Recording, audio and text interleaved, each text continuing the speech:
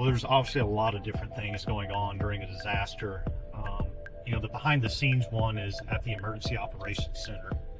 We're coordinating with other departments and city leaders on what needs to happen. Another way is we're out in the field, kind of like what we're doing right now, driving around, doing scene damage assessments, what all got damaged, what do we need to do, keeping a real-time view of the disaster as it kind of unfolds. So we try to keep an eye really everywhere, on scene and behind the scenes as well. I don't want to sound like I'm bragging on the department too much, but we've had a handful of federally declared disasters over the past 6 years I've been director, and in my opinion, I think we've handled all of them really well. It started out with a 2019 flood. Since then,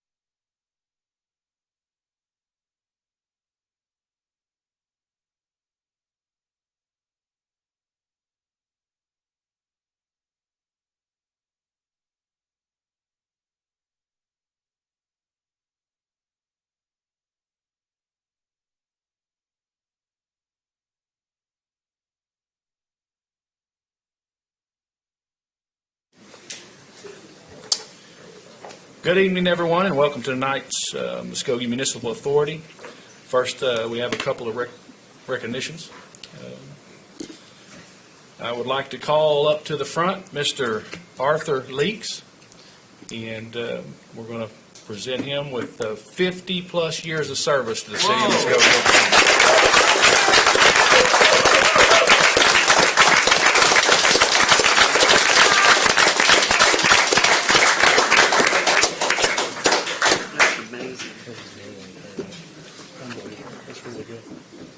I think Mr. Stewart's going to say some words. Congratulations and thank you so much. So, Manager, you may not know this, but this is the one employee that has actually more time in than I do. So Arthur's got 50 years in with the city. He is our go-to guy. All these guys back here in Pella can tell you that. That shows how much they respect and admire Arthur that works in their department. If we don't know where there's a water line in this town, Arthur can usually tell us. He goes back to when it was noticed by the yellow house, by the old oak tree. So the yellow house and the oak tree are gone now, but Arthur can still spot it. He comes to work every day, and he's one of the most valued employees in Public Works. So the water distribution guys, if you wouldn't mind, stand up. So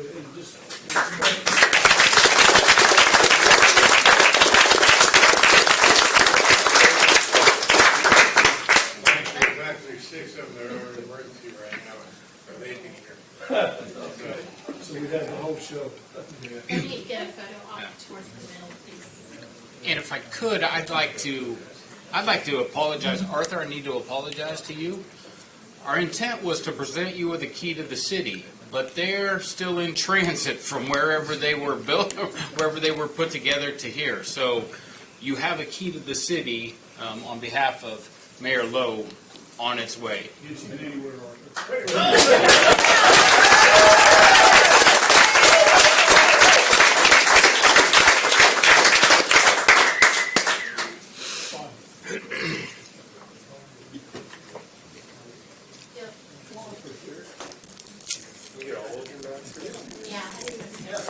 right, get them up here. Come on, Kurt. Going up there, you guys. Come on, fellas.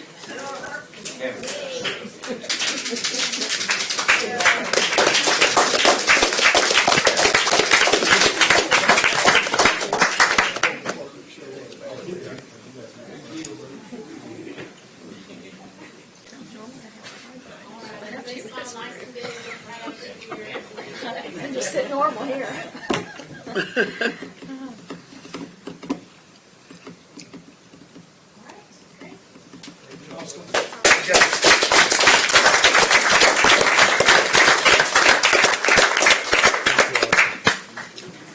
That's a good-looking group. Next, we have our employee of the month, Mr. James Richardson.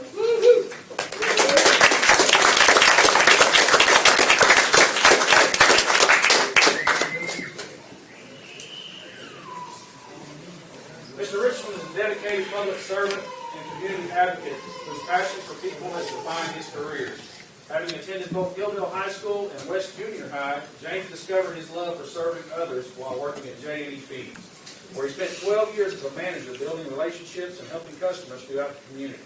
In 2020, he joined the City of Muskogee at the Muskogee Civic Center, where he's played an instrumental role in keeping the facility operating smoothly and successfully through countless events and challenges. Known for his strong work ethic and willingness to go above and beyond, James approaches every task with enthusiasm and pride. Anyone who's attended an event at the Civic Center likely knows James by name and has witnessed firsthand his commitment to providing exceptional service, supporting community events, and making Muskogee a better place for residents and visitors alike. We appreciate you, sir.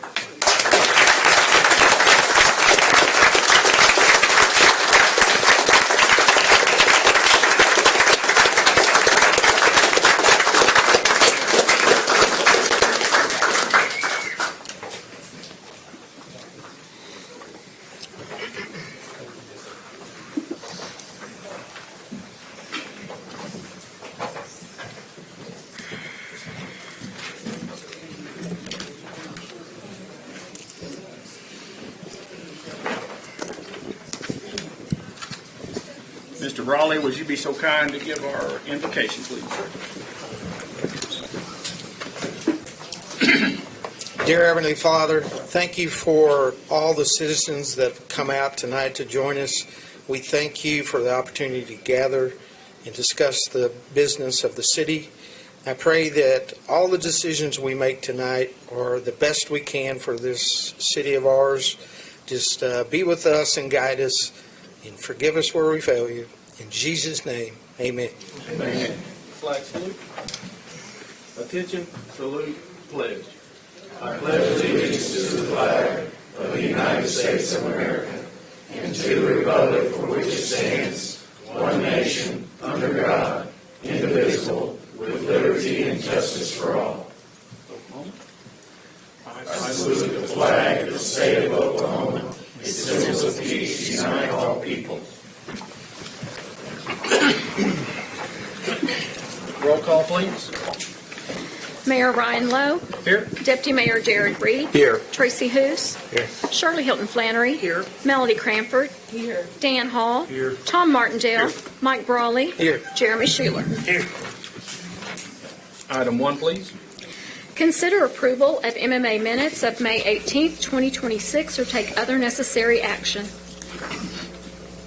Motion to approve. Second it. I have a motion and a second. Any discussion? Roll call, please. Jeremy Schuler. Yes. Mike Brawley. Yes. Tom Martindale. Yes. Dan Hall. Yes. Melody Cranford. Yes. Shirley Hilton Flannery. Yes. Tracy Hoos. Yes. Deputy Mayor Jared Reed. Yes. Mayor Ryan Lowe. Yes. Item passes. Item 2, please. Consider approval of MMA claims for all city departments for the month ending May 31, 2026, or take other necessary action. Mr. Francis. Thank you, sir. Before I get to this item, I don't get too many opportunities to speak, so I want to take a minute to shout out to the Youth Volunteer Corps, who I know is out watching this broadcast right now. They have given 2,300 hours of volunteer service since June 1st. So,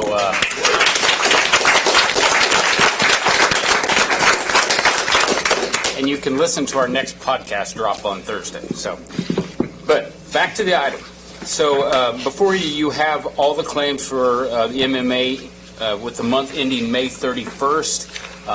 I would answer any questions, but staff does recommend approval. Move for approval. Second. Have a motion and a second. Any discussion? Roll call, please. Jeremy Schuler. Yes. Mike Brawley. Yes. Tom Martindale. Yes. Dan Hall. Yes. Melanie Cranford. Yes. Shirley Hilton Flannery. Yes. Tracy Hoos. Yes. Deputy Mayor Derek Reed. Yes. Mayor Ryan Lowe. Yes, motion passes. This meeting is now adjourned. We will now call to order the Muskogee City Council, June 22nd, 2026. Roll call, please. Mayor Ryan Lowe. Here. Deputy Mayor Derek Reed. Here. Tracy Hoos. Here. Shirley Hilton Flannery. Here. Melanie Cranford. Here. Dan Hall. Here. Tom Martindale. Here. Mike Brawley. Here. Jeremy Schuler. Here. We will now consider the approval of minutes. I move for approval. Have a motion? Second. And a second. Any discussion? Roll call, please. The minutes that we're approving are the City Council Special Call Session, May 11th, 2026, and regular session, May 18, 2026. Jeremy Schuler. Yes. Mike Brawley. Yes. Tom Martindale. Yes. Dan Hall. Melanie Cranford. Yes. Shirley Hilton Flannery. Yes. Tracy Hoos. Yes. Deputy Mayor Derek Reed. Yes. Mayor Ryan Lowe. Yes, motion passes. We will now consider the consent agenda, items 1 through 9. Move for approval. Second it. Have a motion and a second. Any discussion? Roll call, please. Jeremy Schuler. Yes. Mike Brawley. Yes. Tom Martindale. Dan Hall. Yes. Melanie Cranford. Yes. Shirley Hilton Flannery. Yes. Tracy Hoos. Yes. Deputy Mayor Derek Reed. Yes. Mayor Ryan Lowe. Yes, motion passes. We will now open a public hearing. Oh, excuse me, I'm sorry, number 10. Hold a public hearing and consider approval to uphold the findings of the Uniform Building Code of Appeals Board that the property located at 313 North 14th Street is dilapidated and has become detrimental to the health, safety, or welfare of the general public, and to constitute a public nuisance, and creates a fire hazard which is dangerous to other property, that the building is abandoned, and that the property should be demolished or take other necessary action. We will now open the public hearing. Ms. Winkle? Yes, thank you. I do have a PowerPoint also here in just a second. This was brought before council back in March, and the item was tabled to this meeting to allow the sale of the property and repairs to ensue, which delayed the demolition deadline of 90 days. Jessica Scott from Keller Williams was present. She stated that, we had a cash offer on this property, which they wanted to delay the demolition of this for that. We have yet to see any progress done on this. There has not been any permits pulled or anything as of late. So we would just ask that you all uphold the findings, the original findings of the Uniform Building Code of Appeals Board allowing for demolition of this property.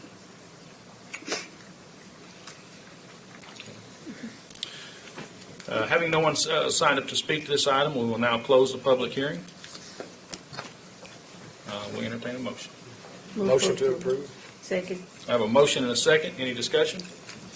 Roll call, please. Jeremy Schuler. Yes. Mike Brawley. Yes. Tom Martindale. Yes. Dan Hall. Yes. Melody Cranford. Yes. Shirley Hilton Flannery. Yes. Tracy Hoos. Yes. Deputy Mayor Derek Reed. Yes. Mayor Ryan Lowe.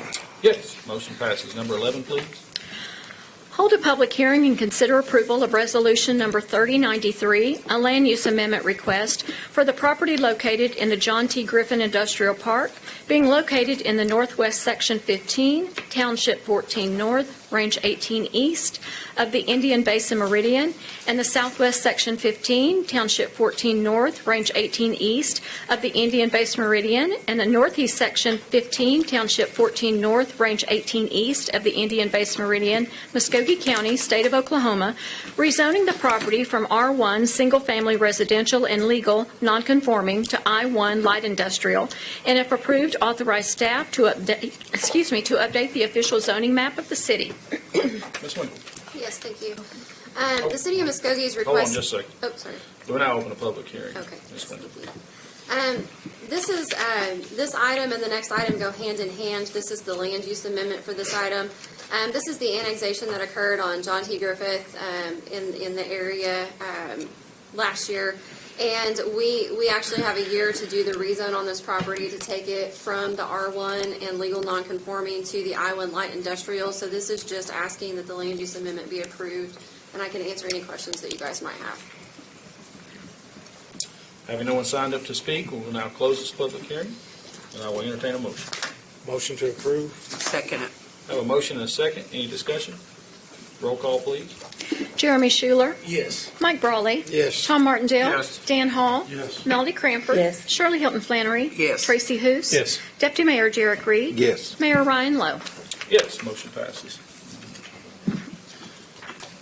Item 12, please. Hold a public hearing and consider approval of ordinance number 4310A, a request to rezone the property located in the John T. Griffin Industrial Park, being located in the northwest section 15, township 14 north, range 18 east of the Indian Base and Meridian, and the southwest section 15, township 14 north, range 18 east of the Indian Base Meridian, and the northeast section 15, township 14 north, range 18 east of the Indian Base Meridian, Muskogee County, state of Oklahoma, rezoning the property from R1 single-family residential and legal non-conforming to I1 light industrial, and if approved, authorize staff to update the official zoning map of the city.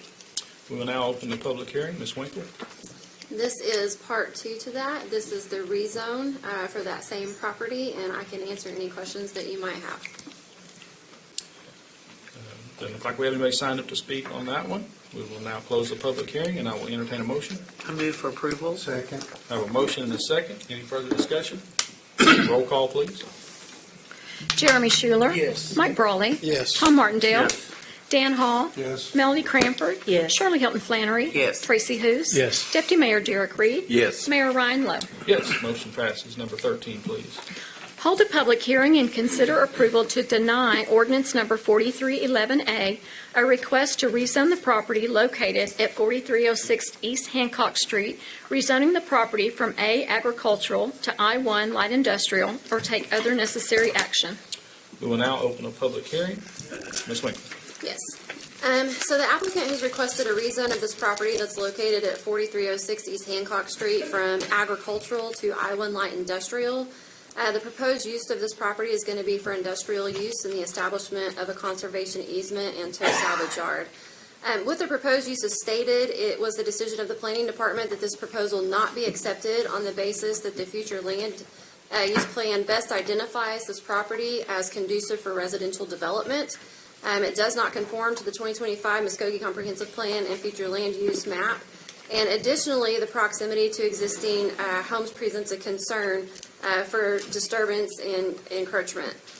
Lastly, because of the positioning of the property and the access to the highway, our recommendation is that this would not be an aesthetically pleasing use of the property for those entering the city limits. This was presented to the Planning Commission June the 2nd, and the approval was recommended by the Planning Commission by a 4-2 vote. It was not a unanimous vote.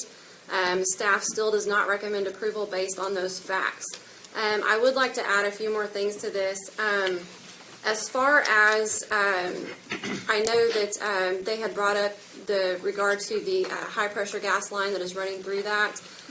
We did do research on that, and a 50-foot easement does have to be on there. It's 25 feet on each side, but that still does offer a lot of land that can be developed for residential use. In addition to that, as I stated, the future land use map shows suburban residential for this area. Allocating valuable space away from much needed residential development in Muskogee does not serve the economic interests of Muskogee. We need investments that drive local sales tax revenue and house our workforce. There's already residential homes across the street, just east of the property, and east of the property, and the home east of this is a historic home.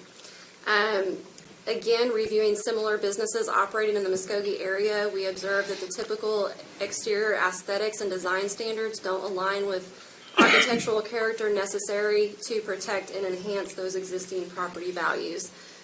We do have the survey up on the screen. You can also see the zoning map as well. The future land use map is indicative of suburban residential for this area. You can see the historic home that is just east to it. That is the top picture. That is the one just directly east, and then the home that's across the street. And this is the area that is being looked at for this property. So I can answer any questions that you might have, but that is staff's recommendation. Sarah, I do have a question because you know that they have reached out several times. What are some alternatives for this? Because, I mean, this is a business and they are trying to establish business there. What are some alternatives for them? Do you have something that you could speak to them about to help them kind of navigate through that? There are several other locations that Okay. are conducive for this type of business. Okay. This is just not zoned for that type of business. I know that legal nonconforming was brought up. However, if you look at our ordinance and the way that legal nonconforming works, change in use for this location, and then in addition to that, how long it hasn't been used as what it was done previously, Right. are already past those timeframes. So the legal nonconforming no longer applies, and it does have to be brought into compliance with code. Okay. So I'm just going to ask that we maybe get with them and try to help them. Sure. Because it is, I mean, they were intending to do business here, so I do think that any way we can help them would be great. Okay. Thank you. We do have several citizens signed up to speak. I'll call your name. If you would come up to the microphone, state your name, and you'll have 5 minutes. Mr. Robert Bell. Good evening, sir. Mayor, members of council, my name is Robert Bell. My address is 101 East Aquarium Place in Phoenix, Oklahoma. I have some help tonight, and some different speakers, so I'm going to concentrate on the land use characteristics of this property. When I first talked to staff, city staff, it was my opinion that a lot of the reasons it was residential designated by the comp plan was they were in protection of maybe some other residential that was going to be located along the boundaries to the west. To the east of this property, and if I can go to the,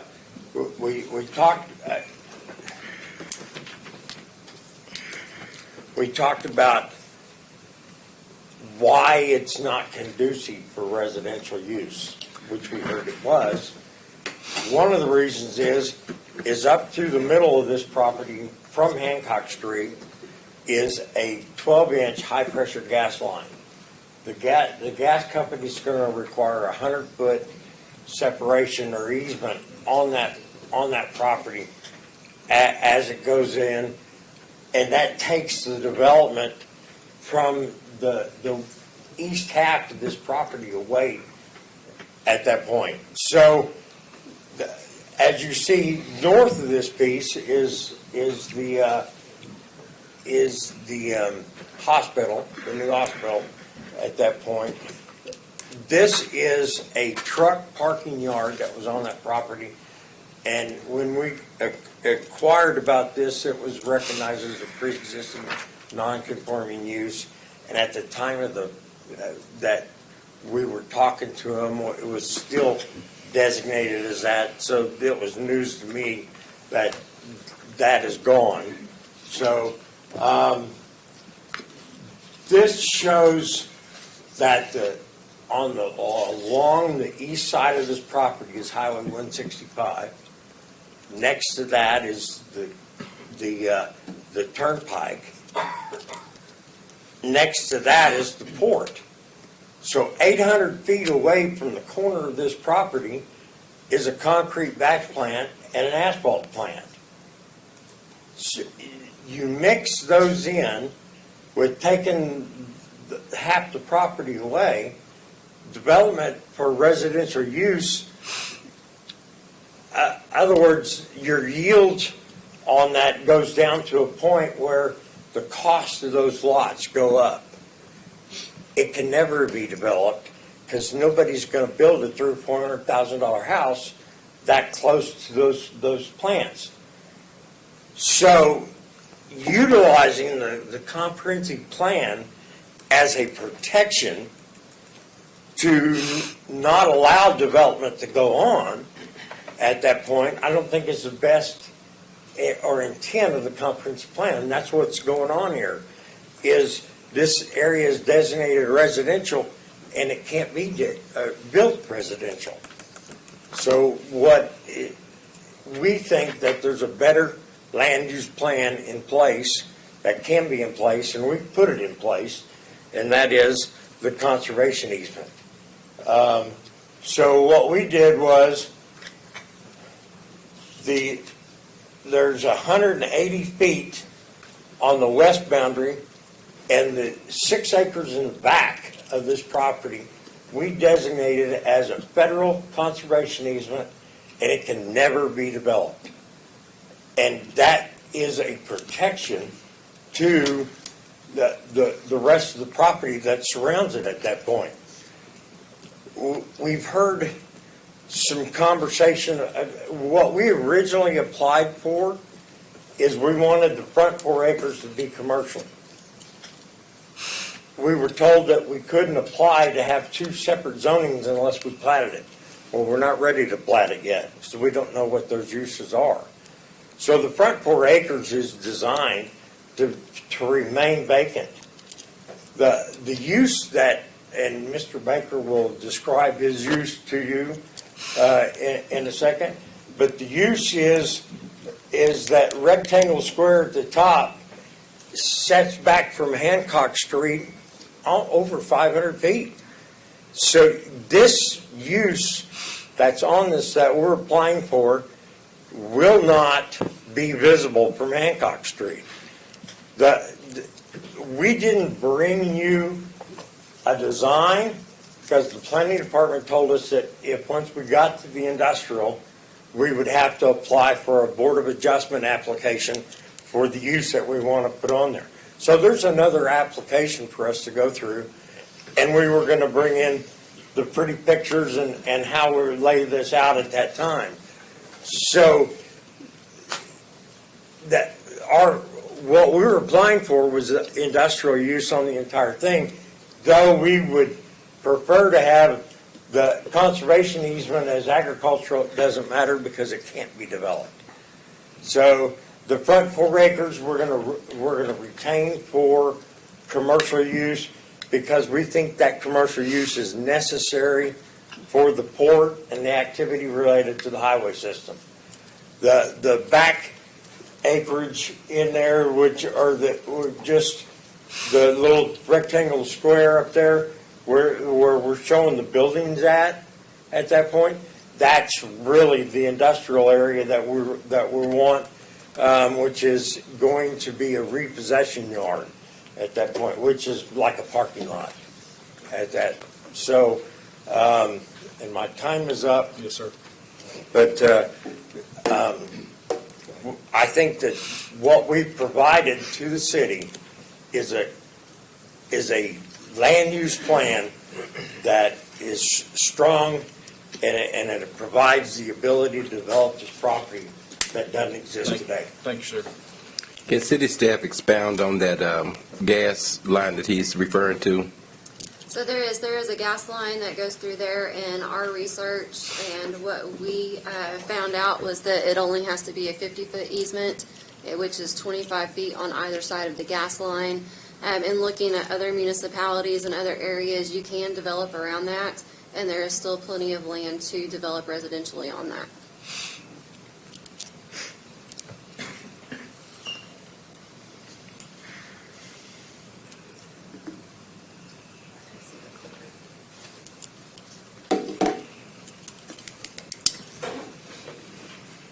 Okay, we have another citizen signed up to speak, Mr. Tom Baker.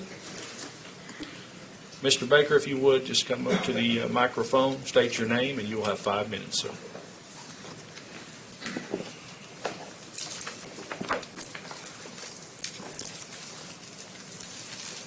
Thank you, sir. My name's Tom Baker. I'm a lawyer. I practice all over the eastern half of the state, but my office is in Owasso. I'm here to ask the city council to rezone this 20-acre tract to light industrial to allow a repossession business to continue operations, not a startup, but to continue operations. For the last 7 years, this business has had a lot rented on Highway 69. It benefited us in that we could drop cars there. It did not benefit the city of Muskogee at all because we didn't own it, and there's not an office there. And, one of the recurring factors, is that we want business. We want to help the city. That really didn't do it. So, after 7 years, mainline freight property came up for sale, and Sam Baker decided to buy it. It's 20 acres. It is a gravel driveway. It has a gate. It has a gravel lot inside there that's partially fenced. It's been a pipe storage. It's been a place where semis could drop, come and leave. But it's now vacant. Again, it could be helping the city, it could be helping Sam Baker, but it's not. So after 7 years, Sam Baker felt that the time was right to join this business community. And he filed his application to rezone to light industrial. He wanted to have commercial. That was denied. He didn't fight, but he continued his application. So he thought it was a positive move for the city. He thought it was a positive move for his business. And frankly, he's been surprised at the opposition. So the first hearing, the citizen committee passed his application, heard the same arguments you're hearing tonight, they passed him. At the second hearing, the public works hearing, I came to that and I took notes. I was a little interested that, public works is infrastructure projects, facilities and services funded by the government and built for the benefit and use of the general public. We didn't talk about that. And this business doesn't require any public works assistance. He's got a business. He has several lots. And he's ready to move in and start rolling and to assist the city with some income, to purchase gas, to maybe build a building, to build fences. He is ready to roll. Now, in the public works hearing, that was voted on and it was denied, but a term that kept coming up was red flags. Several of you said, I have some red flags. I want to address those red flags. The first red flag that we really ought to be concerned about is that the agenda listed that the applicant was moving for a salvage yard. That has never been the case, but it was prejudicial. And it would be prejudicial, but it was not salvage. Now that should be a red flag, but we have addressed it. He's not in the salvage business, never has, doesn't want to be. A repo business is mostly office work, but when the cars are picked up, they are kept for temporary storage until the owner, the banker, the lot, either returns them to the member or puts them on the road or puts them in the auction. It's a short-term temporary storage. Nothing about it, though. It's a salvage yard. Another red flag is that we had a guy there come up here who said that he was the owner of the property on East Hancock, said it was a historic home. I don't know how it's a historic home if it's not registered, but it is a nice home. It's a nice looking home. But he said he wanted to keep it in the county. Well, it's too late for that. It's been annexed. But Hancock is a county line. It's as close to the county as it can be.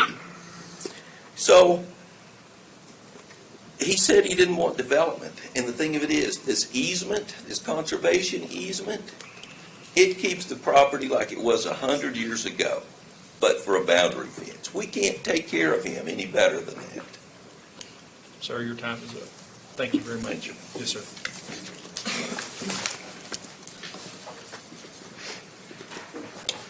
Mr. Sam Baker.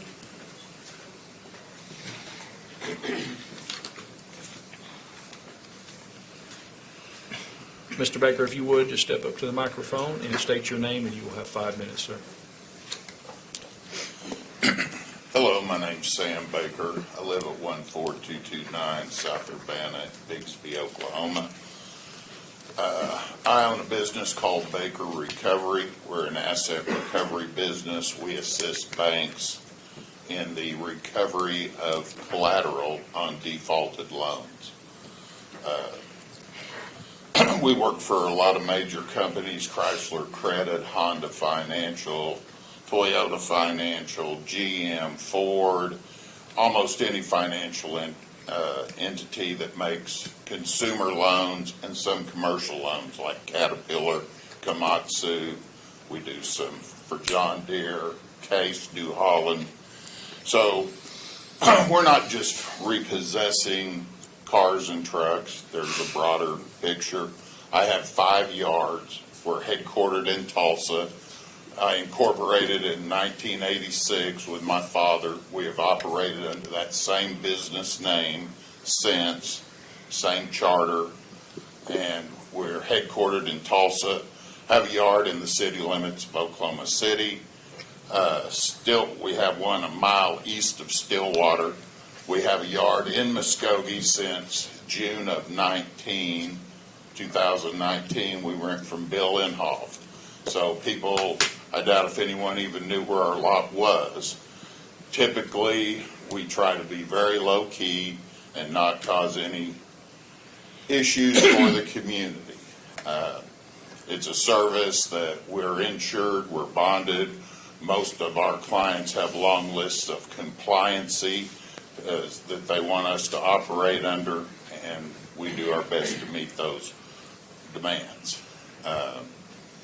I am not a salvage yard. I hold 2 Oklahoma record licenses and a used car dealer's license, and have for about 40 years. I don't know this clicker. The arrows to the right of the left. The arrows to the right. As you can see, the gravel lot on there. I bought the LLC, Mainline Freight LLC. They operated a storage yard there, a gravel yard, stored semi-trucks, trailers, pipe, various things, trucks on that yard, and did before the city annexed it in. When it was annexed, the city granted a legal non-conforming use for the property. I looked at the property directly across the street from this property and met Ken Dokes, the county commissioner, and he said, "Mr. Baker, we'd love to have you here. You can do anything you want. I'll be glad to help you." But the property was more attractive across the street.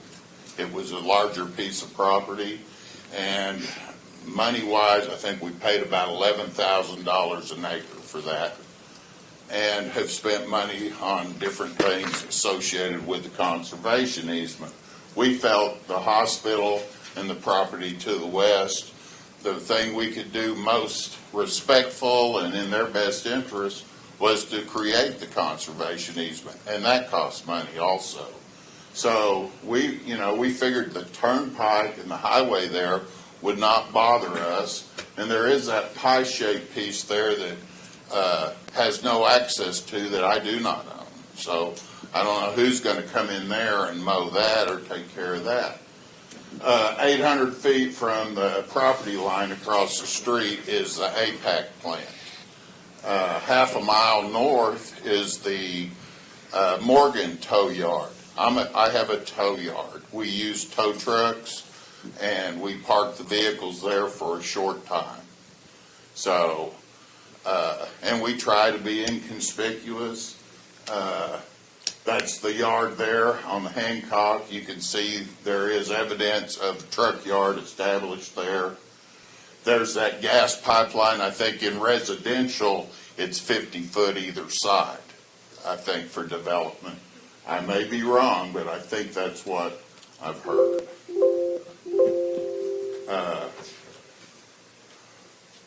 That's 800 feet across the highway there. There's this one house to the west that is known as historic. There's one house across the street. Both those houses were made or built in 1940. There's my Muskogee yard. Does it look like a salvage yard? I mean, that truck and trailer is not mine. That belongs to Bill Inhofe. Mr. That's Baker. my yard. Mr. Baker, your time is up, and thank you, sir. Thank you. Yes, sir. I appreciate his time. Yes, sir.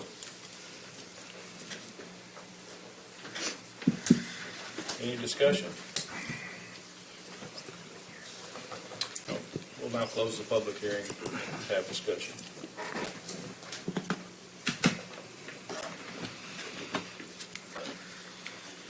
So this property is already purchased, right?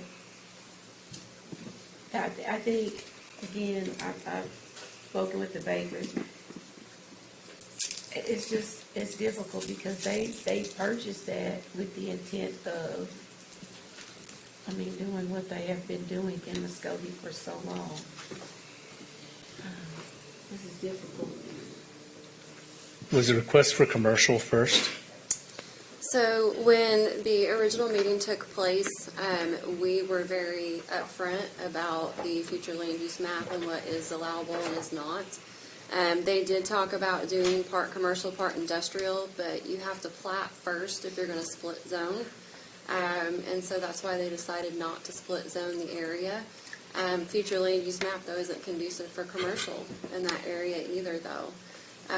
In that initial meeting, my entire staff let them know that we could not recommend approval just based off of the facts that we have to go off of and present to you all, but that they were welcome to go ahead and bring it before you all if that's what they wanted to do. And how long has the lot been empty? It doesn't look like anyone's building any residential houses out there. If someone's going to develop that, it could be one house with a lot of acreage, or they're going to do a neighborhood with a gas line there. I just don't see how that would work either. So I guess my question is I think they got a pretty strong argument with everything they're trying to do and respect the property owners that's around there and set up these boundaries. And my question is, I just don't understand what the issue is on changing it, other than the land use map doesn't say so. So we just have to base it off of, when we bring it before you guys have asked us to really look at the comprehensive plan since we just got through doing a brand new one, and the future land use map, and making sure that whatever our decision is conducive with that. Muskogee needing residential development and not wanting to cut into that in that area. You've got a new map now that shows different things that can come in, and we've got a new market, and we're also growing, and we've got more interest in housing development and things like that we didn't have before. So there was a lot of factors that went into this as far as that decision goes that my staff set down. Sarah, if this was changed, they could put, the intention is to put a repo place, but they could put commercial property in there too, like a store. So if it's changed to industrial, they can utilize industrial purposes right now. If they want to plat it and split it, then the commercial would have to be a separate rezone. So they could do what they want to do now, come back, plat, and continue. And then bring it back for another rezone. So I wasn't here for the Public Works meeting, but what stands out to me, that planning and zoning approved this. And I think what we heard in watching, what I heard was salvage yard. We're bringing a salvage yard next to this historic home. But now we find out that it's not a salvage. There's commercial development that could come behind it. And repo, it's different than thinking of a salvage yard, wrecked, broke down cars. And I'm kind of leaning that, when someone is willing to invest in the future of Muskogee and have already put, in my words, a down payment, they've already purchased it, and now we're going to stop them in the middle of it. It's kind of hard to be that blocker. Especially when they got a picture of trailers already kind of just parked there. I'm kind of like, what's the difference here? So you got a lot with a bunch of semi-trailers that's parked there. There's photo evidence of that now. And no one's ever, have we gotten any calls from coding about trailers being parked there for? We probably haven't. So I don't know if they're still there at this point. I don't think there's, I don't. I mean, honestly, he probably think could have that's set up his stuff and not done anything, but the fact that he's doing something the right way, I feel like they were kind of punishing him. That's my opinion. Well, and when it first was brought up and everything, and I understand why you're doing what you're doing, because just a few months ago, we kind of like, hey, we were kind of upset about the RV park / trailer park going in on West Broadway, and so you're kind of coming in here a little more cautious, maybe some eggshells thrown on down there. But I'm kind of understanding a little more about this, especially with them leaving the trees and stuff up, making it where it's not as visible as to the residents to the west, and maybe even to the hospital to the north. And I'm kind of thinking that it's more acceptable to let them do it right now than not, because that area is kind of an industrial / industrial park, kind of the port is on the other side of the highway. And Ms. Winkle, we're a little bit fickle up here sometimes. So, but I just want to say, I kind of see what they're coming from. They're going to kind of hide everything, so it's not going to be out there in the open and be an eyesore. So There's two ways to look at it. You can also see how the people that live out there feel about it. And then they've invested all this money. It's kind of a tough one. I mean, I'll be honest with you, because if I lived in that house next to it, I'm not sure I'd want repoed cars next to me. But at the same time, they've invested a lot of money, so it's. I'd like to make a motion that we oppose the planning and zoning. Mr. Reed, hold on one second. Okay. The house directly to the south of the entrance, it's county, correct? I would have to look to make sure. I believe so. I believe it is. Is it correct. currently vacated or is it vacant? I do not know that answer off the top of my head. I can help you. There is a prefab, like a metal building that's directly out their driveway. That is vacated. To the right of that, about is the house 40 yards, is a house that is a residence that is living in it. They are living in it, okay. Thank you. I would like to add that as the planning department as a whole, we have to be impartial. I have to go off the map, I have to go off of what code says, and I have to go off of what's black and white in front of me. And so when I bring it to you all and present it to you all, I just want you to know we've taken emotion out of it. We are not running on emotion. We are running on what is in the code and what we are supposed to abide by. And that's what we bring before you guys. And we always are upfront with everybody about whether it's something we'll be able to approve or recommend approval on, or we won't be able to recommend approval on.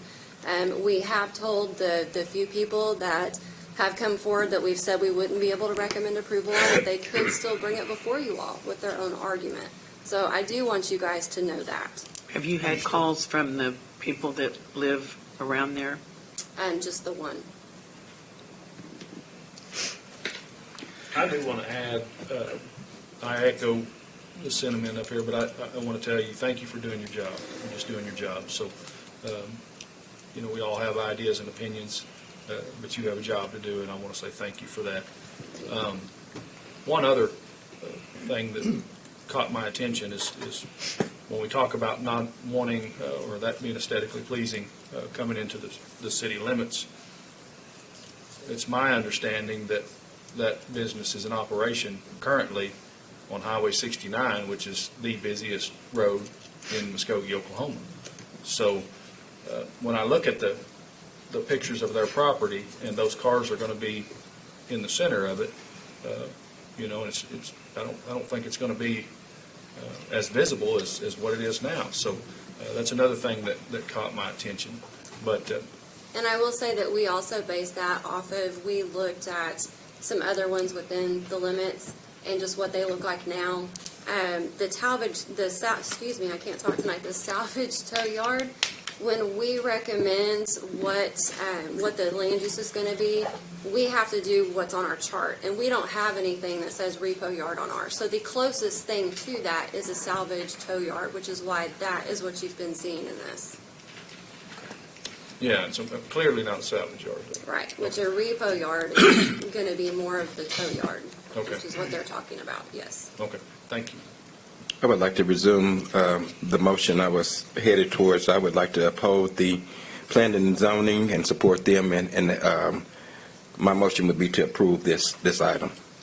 Or wait, it's an approval. Right. It- That's where we need to be clear on it. Yeah. To put it as light industrial. Well, but this is to deny it. So if you approve that, then you're denying it, right? That's how y'all explained it last time? So, I'm trying to say yes, however we can get there. Mr. Reed, if I could, the way this agenda item is written is an approval to deny. yes. So if you were to vote yes, you are denying ordinance 4311-A. If you vote no, you are not voting to pass that ordinance. A yes vote is a vote to deny. And because ordinances have to be read twice before final approval by the council, what would need to happen is that this ordinance 4311A would need to be brought back for a first and second reading for approval.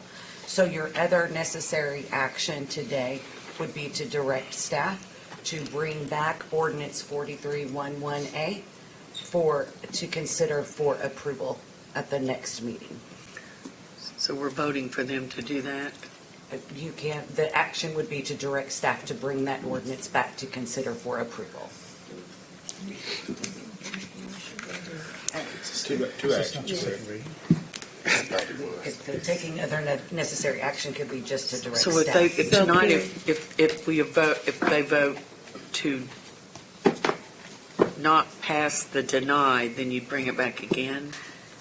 We would have to bring it back again to consider to approve because an ordinance before approval has to be read Right, twice. because right now they're asking to deny it. Correct. So, for example, if someone wanted to deny it, they would vote yes. Correct. Okay. So Carrie, this is the second reading for this, right? Because it was. It is the second hearing to deny, but we've not Okay. ever actually read Read it, officially okay. the ordinance itself. Okay. So I guess my motion needs to be what?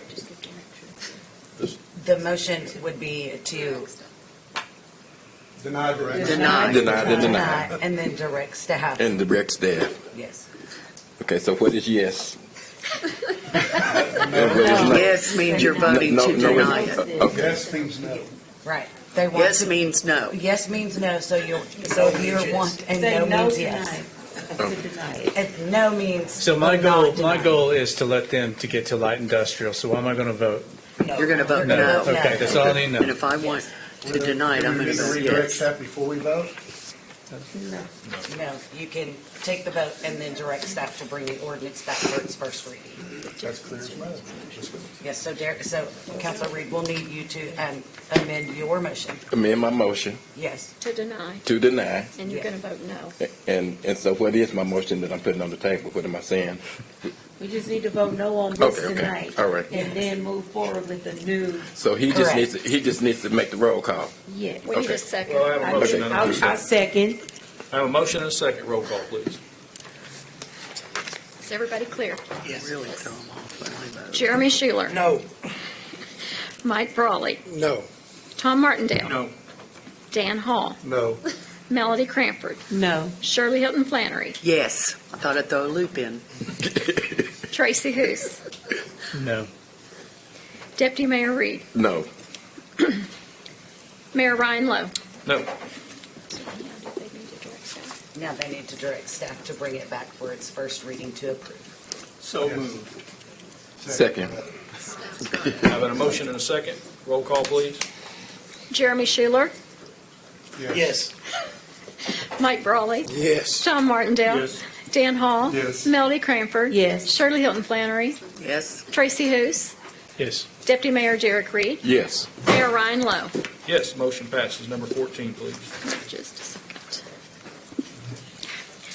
Consider approval of ordinance number 4312A, an ordinance of the City of Muskogee, amending the Muskogee Code of Ordinances by amending Chapter 74, Taxation, Article 8, Use Tax, Section 74-237 Economic Development Fund, adding repealer severability and setting an effective date, or take other necessary action.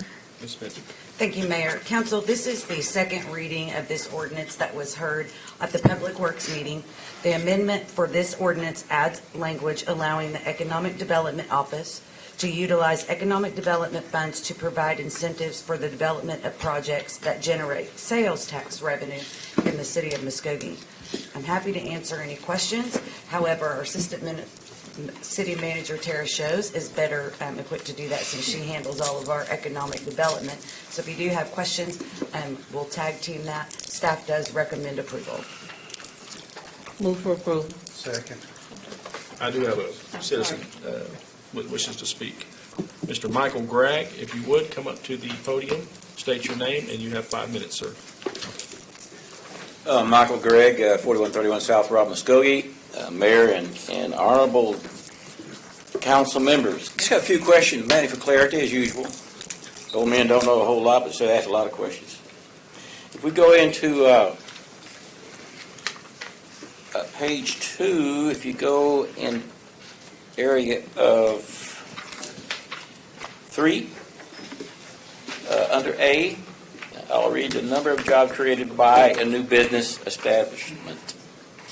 In the military, we had an old expression called wag or swag, and the W for wag is wag, but it means wild, and a 3-letter word starts with an A, and the last one is guess.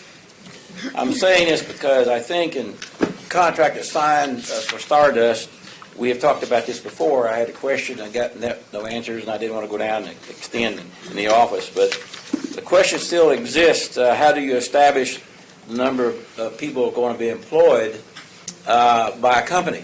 Stardust is the example I've given before. You know that. I've spoken here 2024. I think that's the date of the contract, signed by past Mayor Coleman. And he swagged 800 to 1,000 employees. With us having meetings and discussing with Stardust, they said there would be no more than 100 or 200 per phase.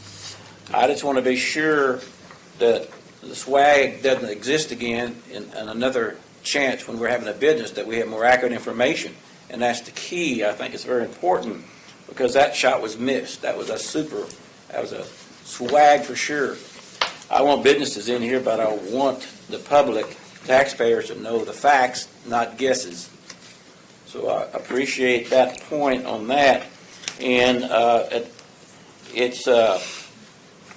they talk about in E of that, capital investment is made by the business establishment. What kind of breakdown do you get from somebody wanting to do business? They say it's going to impact, they're going to spend, let's say, I think this is correct me if not, but I think it was a $2 million impact by Stardust, I think. I may be wrong on that. But how much, when they actually fabricate, like at the moment we've got Core Scientific and Google doing their thing, how much they buy land, of course, we know that passes through. They're doing buying services from water or from the city, or they have electricity and OG&E. But how much of the labor comes from their own labor, or how much labor comes from the local people? How much materials come from the area, or do they bring it themselves? Of course, Scientific has their own mixing plant and so forth. I don't know the numbers, but I think there's good questions to ask. And the workforce is going to be there. Also a question that we'll have. So I'm requesting that due diligence is done at a better rate than has done in the past. Got new people, that's good. Maybe we'll have new results. We need to have more information when you're making decisions on these large dollars spent, because there's very little factual information once things get going that shows up. Anyway, moving on. Let's go to page 3, and that's F, if I remember correctly, and we're going to talk about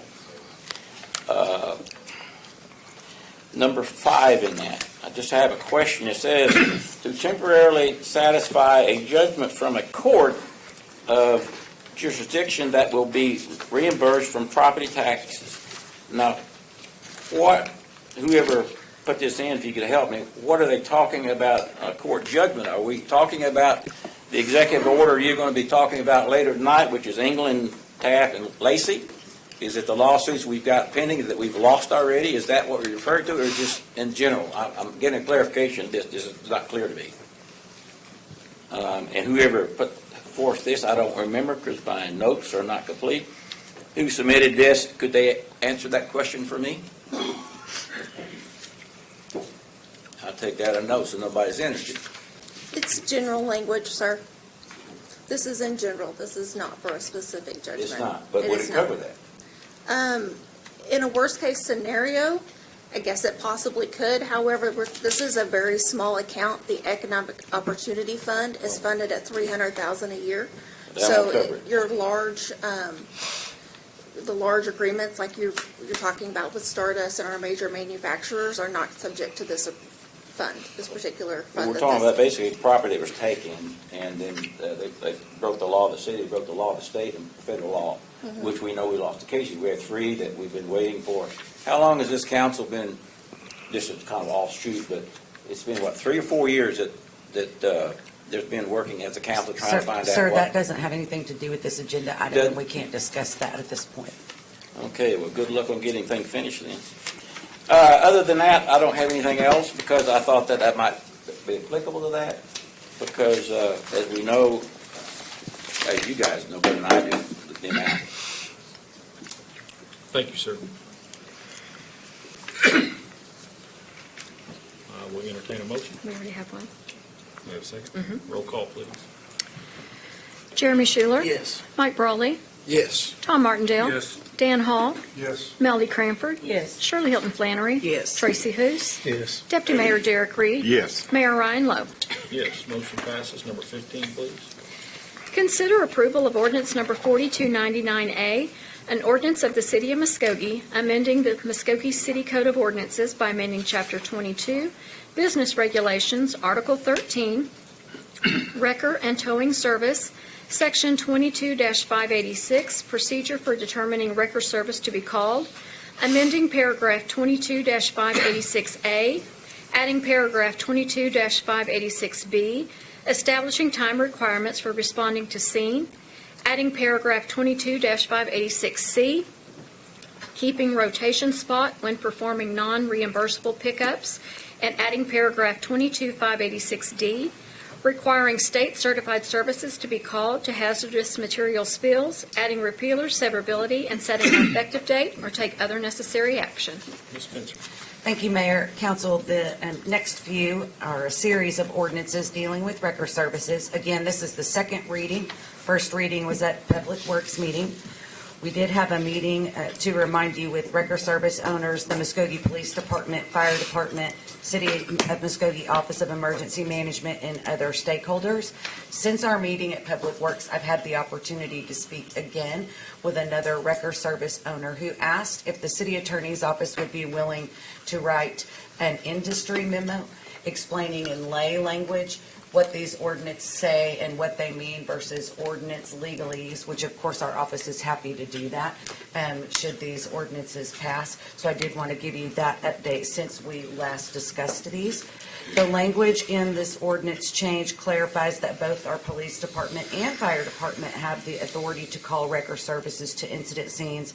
And further, it outlines the ordinance and procedure for dispatching of wreckers, time requirements for them to actually get to a scene, so our officers aren't tied up for hours, and when we need them elsewhere, when a wrecker service will maintain its spot on rotation list, and again, requiring only those services state certified for hazardous material incidents be used. Happy to answer any questions. Staff does recommend approval. Move for approval. Second it. Have a motion and a second. Any further discussion? Roll call, please. Jeremy Schuler. Yes. Mike Brawley. Yes. Tom Martindale. Yes. Dan Hall. Yes. Melody Cranford. Yes. Shirley Hilton Flannery. Yes. Tracy Hoos. Yes. Deputy Mayor Derek Reed. Yes. Mayor Ryan Lowe. Yes, motion passes. Number 16, please.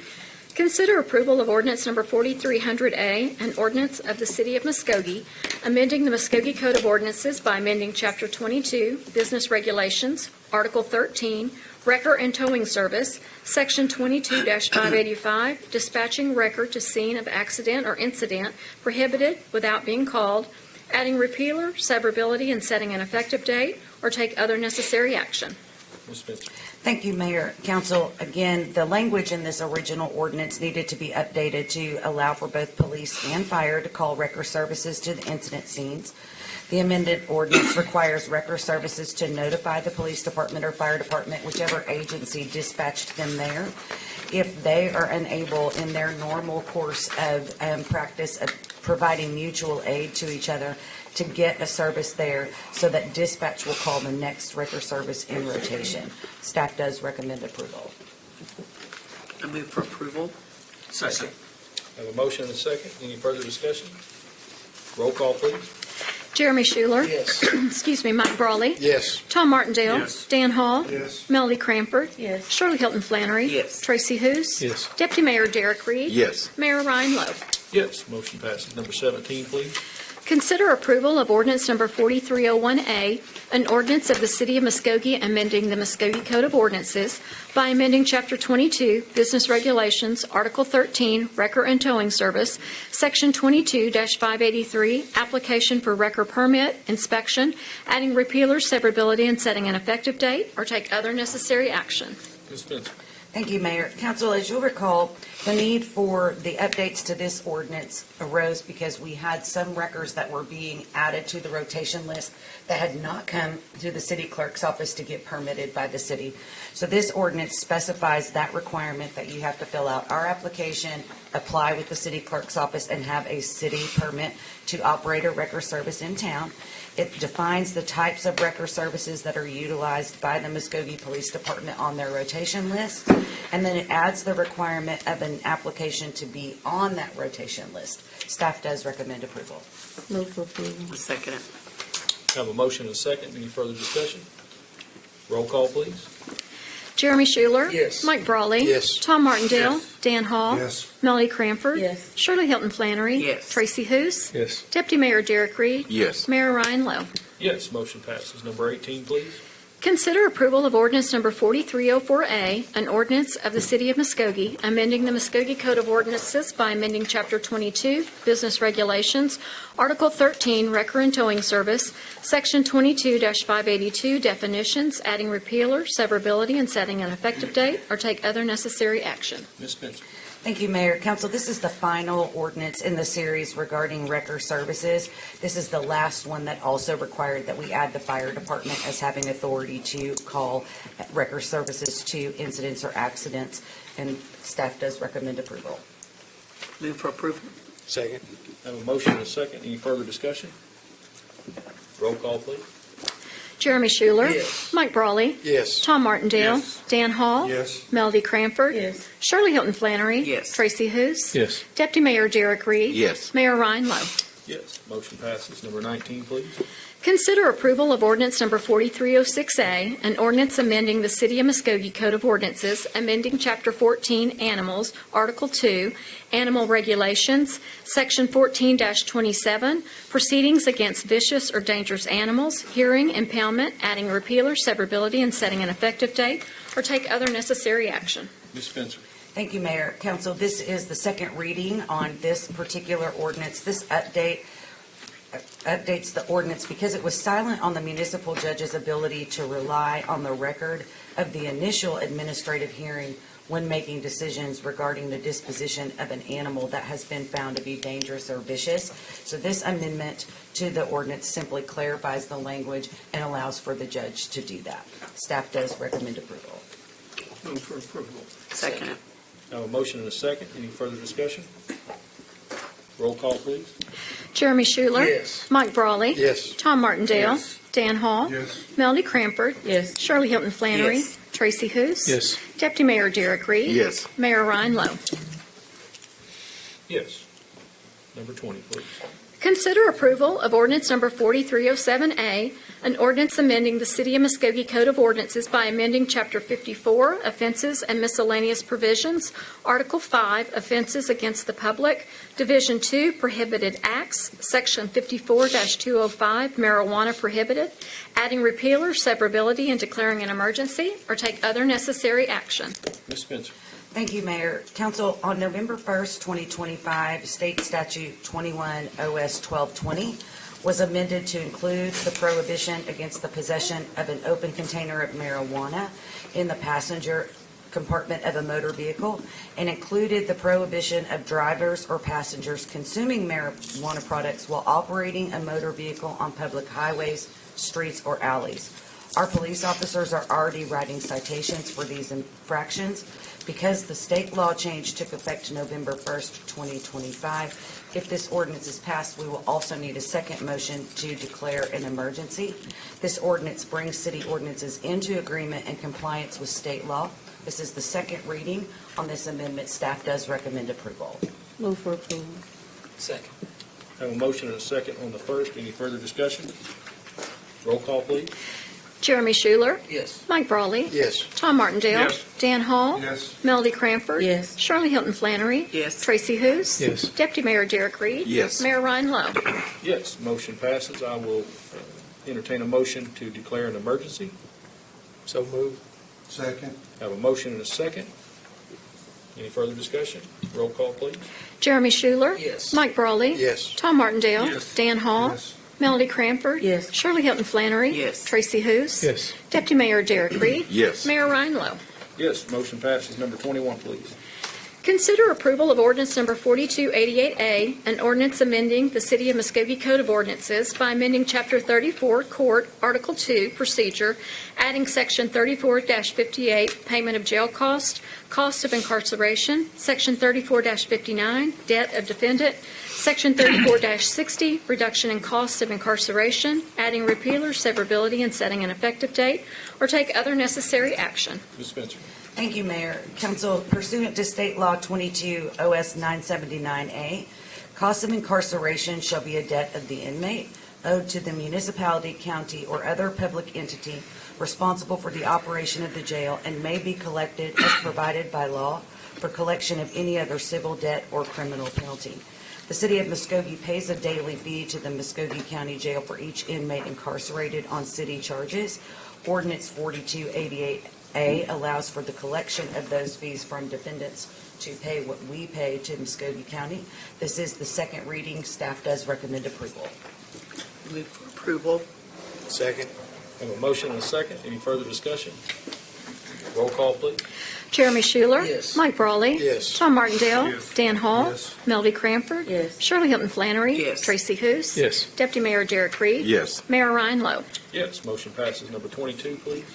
Consider approval of ordinance number 4284A, an ordinance amending the City of Muskogee Code of Ordinances by amending Chapter 74, Taxation, Article 5, Hotel Motel Tax, adding Section 74-136, Tourism Grant Advisory Committee Appointments and Terms, adding Section 74-138, Tourism Grant Advisory Grant Committee Powers, adding repealer, severability, and declaring an emergency, or take other necessary action. Ms. Spencer. Thank you, Mayor. Council, the Tourism Grant Advisory Committee was created by Resolution 3070. This ordinance is the follow-up to that resolution. It provides the specific language regarding how members of the committee are appointed, the length of their appointment terms, and defines the powers of the committee. A separate declaration of emergency is necessary so that appointments can begin being made by council in July, as the committee members' terms are to begin August 1 pursuant to the ordinance language. This is the first reading of this ordinance. However, if it is passed by a supermajority or unanimously, the first reading is all that is required. Staff does recommend approval. Move for approval. Second it. Have a motion and a second. Any further discussion? Roll call, please. Jeremy Schuler. Yes. Mike Brawley. Yes. Tom Martindale. Yes. Dan Hall. Yes. Melody Cranford. Yes. Shirley Hilton Flannery. Yes. Tracy Hous. Yes. Deputy Mayor Derek Reed. Yes. Mayor Ryan Lowe. Yes, motion passes. I will now entertain a motion declaring an emergency. So moved. Second. Have a motion and a second. Any further discussion? Roll call, please. Jeremy Schuler. Yes. Mike Brawley. Yes. Tom Martindale. Dan Hall. Yes. Melody Cranford. Yes. Shirley Hilton Flannery. Yes. Tracy Hous. Yes. Deputy Mayor Derek Reed. Yes. Mayor Ryan Lowe. Yes, motion passes. Number 23, please. Consider approval of Resolution Number 3082, amending Appendix A, Schedule of Fee and Charges to the Muskogee City Code, amending Section 22-583, Wrecker and Towing Service, or take other necessary action. Ms. Spencer. Thank you, Mayor. Council, resolution is the companion to our ordinance 4310A, application for record permits, and this updates Appendix A.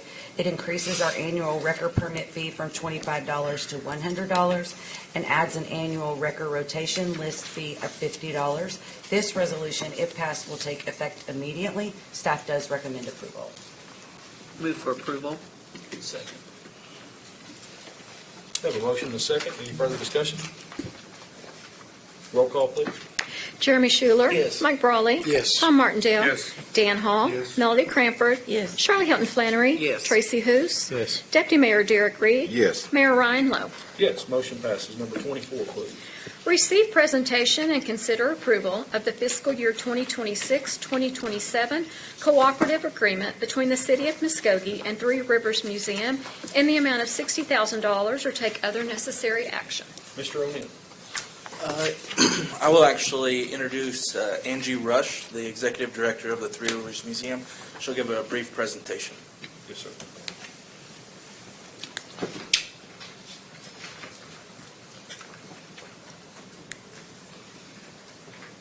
Good evening. Sorry, I have to have notes. I forget. My name is Angie Rush. I am the director at Three Rivers Museum here in town. And thanks to you guys for your vital funding every year.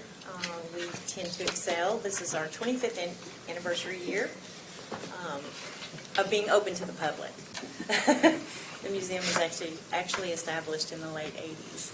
And thanks to the City of Muskogee at that time for meeting fundraising abilities, we were able to renovate the old Midland Valley Depot. So if you have never been there, you need to come see us, because I know some of y'all have not been there, and see what we're about. We are in a depot, but we are a history museum representing Muskogee in the Three Rivers area. My chairman, Carson Garrett, was supposed to be here tonight. He was unable to be here due to his employment. I have to tell you, things are all getting trouble. Okay, yearly, we work with an incredible network of people. We collaborate and partner up with a lot of people here in town to help us focus on events, have successful events. Martin Luther King Center, Civic Center, Roxy Theater, Main Street Muskogee, the Steam Center. And this year, this is our 16th year of our Bass Reeves Western History Conference celebration. We changed it to celebration last year because we passed our 15th anniversary. If you've never heard of this event, you should be getting an invite soon to attend. We would love it if you guys would attend, at least one time. Come find out what it's about. Some of you have been there before, and we really appreciate that. This year, we not only have partnered with the Roxy and the Civic Center and the Martin Luther King Center. We're going to be doing a program, an educational program for the children at the MLK Center. And that does not cost them anything. That is totally free. Just throwing that in there. We're going to have some reenactors. We have some reenactments. We have some interactive bus tours of Bass Reeves' police beat when he was here in Muskogee. If you don't know who Bass is, he was a U.S. Deputy Marshal for over 32 years. He retired out of Fort Smith, came to Muskogee and was a policeman. His beat started on 2nd and Elgin, went over to Denison, and went down Denison to 7th Street and back down. And so we have an ongoing joke at the museum. We wanted to go back and clone him because they said when he was on his beat there was no crimes committed. And so that would be a great thing for this day and age.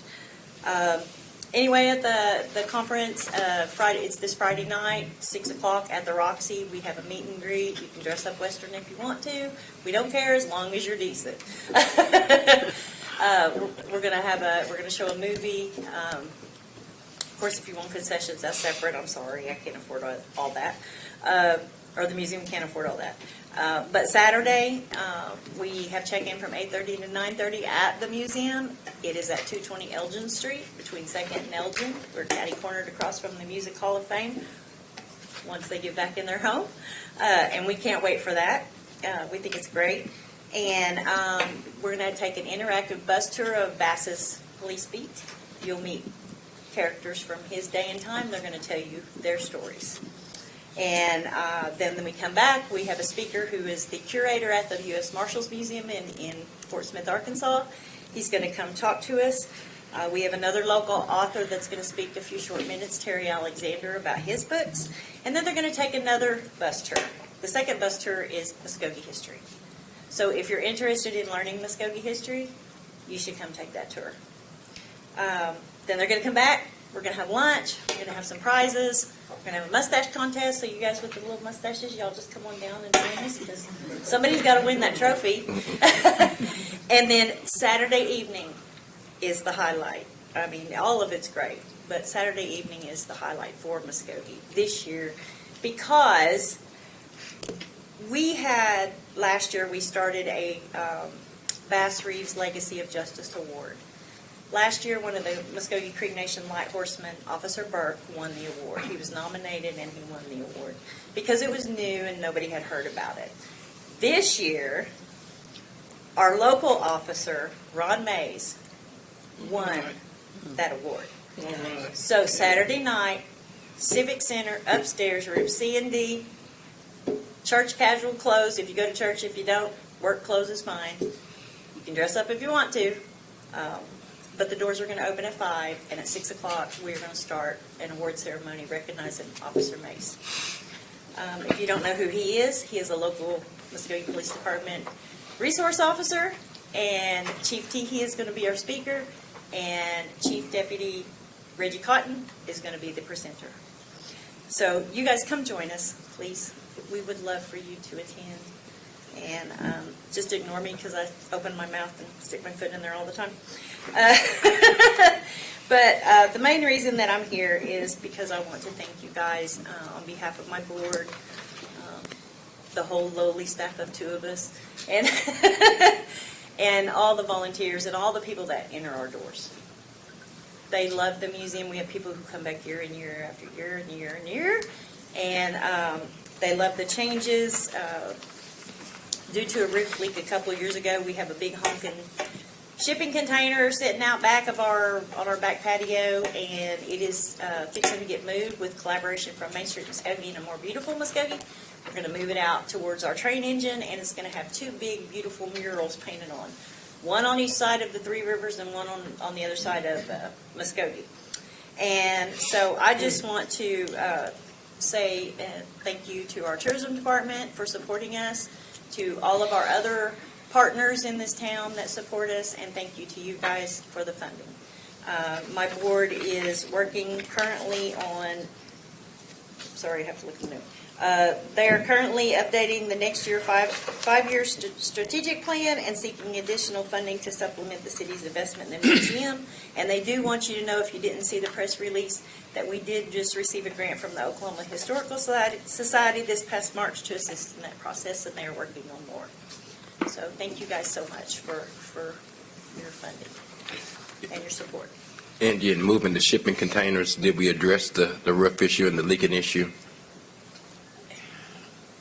The city has been very helpful, Mr. Francis and Mr. Jeff Reeves. They have been very helpful in getting things done to try to correct that process. We understand that it's a slow process, and I know y'all think I'm hot-headed, and I can be, but only because I wanted something done. And because of that, you guys have been more than helpful in fixing that roof. So far up to date, everything has been corrected except for one little corner of the west end, which is under the metal roof, which affects my office area. So at this point in time, I know there's a plan in the city somewhere, planning to try to come up with something else to correct that west corner. It seems like everything they do to that west corner has been futile, and it's not their fault, and it's not our fault. It's just something with that metal roof. But as long as it's not affecting the collection or the exhibits or the museum area, then we can work around that until we get it fixed. Thank you. And thank you guys for what you do at the museum. Congratulations on 25 years. You make Ward 3 proud. Well, thank you. And by the way, this is my 10th year anniversary as director, so. Any more questions? Thank you. Thank you. Good job. Yes, ma'am.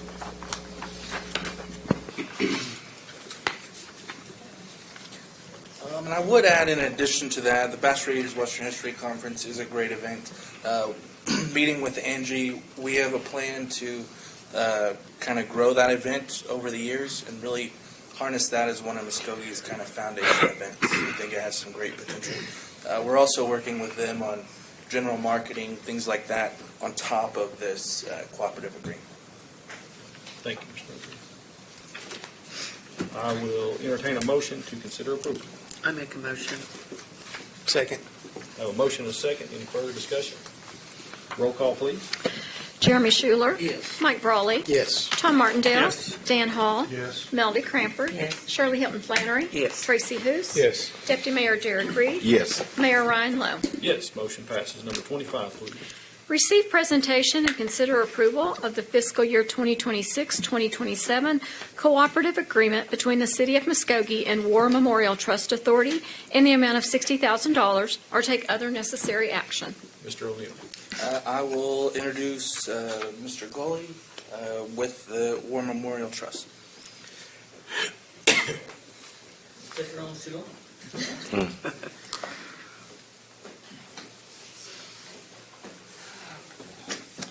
Thank you all very much for our consideration, and thank you all for your service. I know we all volunteer and work very hard on all this. So I just want to start out, there's always been a controversy of actually who owns the submarine. We think, at one time we thought it was the Navy, and at the time we thought it was the Maritime. But through Kimber Scott, and I think it's in your packet, I think I passed all this out, didn't you, Tammy, all of our different pieces? Did you put that in the packet, Justin? Anyway, Kimber Scott actually being now on the Oklahoma Maritime Advisory Board, she was able to do some research, and it shows that they actually transferred, Oklahoma Maritime Advisory Board actually transferred ownership to the Oklahoma War Memorial Trust Authority. So the Batfish is our responsibility at this point in time. In your packet, or I thought we had that, it just shows our budget, and what we're really looking for is that $60,000. I wish I could be here like Three Rivers and tell you all the events that we have coming up, but with the boat not being able to be accessed because of our liability insurance, we still can't do that. However, we still have a curator that most of our budget goes to, for him to stay in touch with national organizations looking for funding going forward. I think we've addressed the fact that the state of Oklahoma has given us $4 million, or granted us a budget of $4 million to help move the submarine going forward. In this, we put a packet of the financials, and then we did our when we look at our attendance records, back when, before the flood, we were averaging around almost over 11,000 paid visitors a year. And when you look at $10 a piece, we were just about self-sufficient. So when we get the boat moved and we get the museum back up and running, we anticipate having that same kind of revenue. And the goal is not to ask for the $60,000 to help us continue operation. That's our goals going forward. So right now we're working with the port.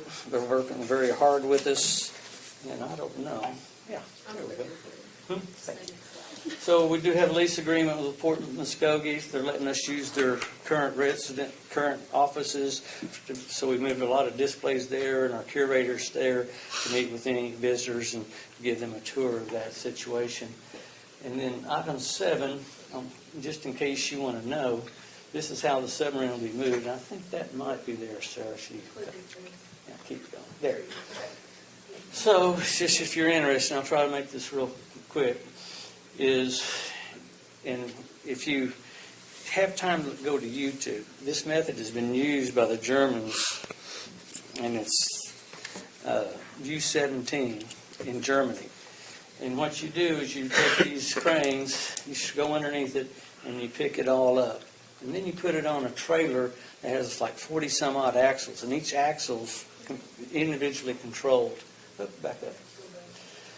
And so you pick it up, you put it under a trailer, and just like they do in Egyptian times, you just roll it, and then we're going to roll it into the Arkansas River, put it on a barge, move it south. Again, while we're doing this, they'll dismantle the cranes, pick it, and then we'll roll it off the barge, still on the axles, and we'll pick it back up, and then we'll set it back down on its cradles. It'll be above the flood rate, the 20-foot floodplain, and we'll set the boat back down. We've had, through a grant of the City Muskogee Foundation, we have some tentatives and artist renditions on what the museum will look like. It'll be, you'll come on an elevator, so it'll be disabled, ADD, accessible to the deck to go straight into it. And if you look, this is where the boat will eventually be, right off the Arkansas River, with a very nice museum to go along with all that. So that's our organization as we're going forward. Be happy to answer any questions. I wish I could tell you all the events and all the sleepovers we used to have. And if we get this thing done, we'll invite you all to spend the night on Halloween. Now, that's a spooky deal. So it's really, we need the money, quite frankly, because we are selling some things through the internet for souvenir shops, and we still have quite a bit of response for that, but we have no emissions. But we certainly still need to stay in business until we get this boat moved. And I would certainly appreciate your consideration. So I'll be glad to answer any questions. Is that right? Okay. I did have a couple Sure. for you, Mr. Gilley. So the War Memorial Trust actually owns the vessel? Yes, sir. Okay. And I was thinking I had enough packets of all this for everybody, and I can make you a copy of it, and I'll give you this one. But yeah, we actually own the boat. Thank you, sir. Everybody else thought- Correct.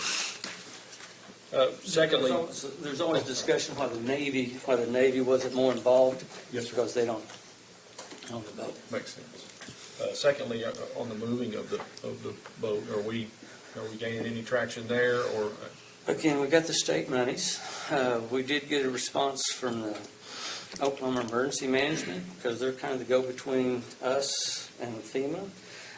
They said we have finally, after 9 different claims adjusters from FEMA, they have all their necessary documents to look at our 2 claims. One was for the claim for $2.7 million to put the boat back to its original location. However, they also know that we're not going to put it back there because Port Muskogee and Homeland Security was going to deny any public access to that. And so the other $7 million from the same FEMA claim is for the artifacts and to get the boat back up, ready to go for that sort of stuff. So between the state, if we get the FEMA money, and my goodness, I wish I could tell you we have an inside track on the FEMA piece and the monies, but with all their different funding, their turnover, I wish I could just say, hey, it'll be next week. But we've been working on this, but we do have one of our board members, and they actually answered his phone calls, and they're very specific on what we need to submit. So I think that's a very good thing. It wasn't through emails and text messages, but they're actually communicating through the phone. So knock on metal. So if we get that with the $4 million from the state and the money from FEMA, we'll have enough money according to our engineers. And we've got BKLs. They've got all the timelines that take about 3 or 4 months to actually move the boat. We've got Corps of Engineers all cooperating with us. So we've got everything lined up. We just need some money, quite frankly. And then at that point in time, if we get both those monies, that'll be enough money to move the boat. And then we're in contract with a company called Schnocky, Turnbow, and Frank. And they are a national fundraising organization who's already done a study. And they say there's enough interest for us to help build the museum. So we're on the track. It still may be a year or 2, but we just keep digging. And, I wish I could be a little more aggressive with FEMA, but they have their own issues, and but we're getting closer, that's all I can say. Thank you for the information, and we appreciate what you do. I think everybody knows how Thank you for special your that hard work. boat is, so we appreciate you very much. Mayor, it's amazing, every time we do an organization or meet with anybody, we always have a memory. I remember being on the boat, I remember this, I remember that. It's amazing how many memories Muskogee makes, impressions by having that boat here in Muskogee. And then we want to work with all the rest of the museums, and then we'll do this kind of a tour. They don't know this yet, but we should have a tour that if you come to the Three Rivers, then you get a discount going to the 5 civilized tribes, the Oklahoma Music Hall of Fame and ours, so we can kind of coordinate any of these visits. And the reason we have so many visits is because of the VA hospital here. When you have a relative at the hospital, what are you going to do? Let's go down and see the park, Memorial Park. Yeah. So it's a really big draw, especially with the VA hospital here and our call center. Fantastic. Thank you. You got any other questions? Thank you all very much. Thank you. Thank you. I will entertain a motion to consider approval. I make a motion. I second. I have a motion and a second. Any further discussion? Roll call, please. Jeremy Schuler. Yes. Mike Brawley. Abstain. Tom Martindale. Yes. Dan Hall. Yes. Melody Cranford. Yes. Shirley Hilton Flannery. Yes. Tracy Hoos. Yes. Deputy Mayor Jared Creed. Yes. Mayor Ryan Lowe. Yes, motion passes. Number 26, please. Receive presentation and consider approval of the fiscal year 2026-2027 cooperative agreement between the City of Muskogee and Oklahoma Music Hall of Fame in the amount of $60,000 or take other necessary action. Mr. O'Neill. At this time, I'll introduce Tony Corbell, the Executive Director of the Oklahoma Music Hall of Fame.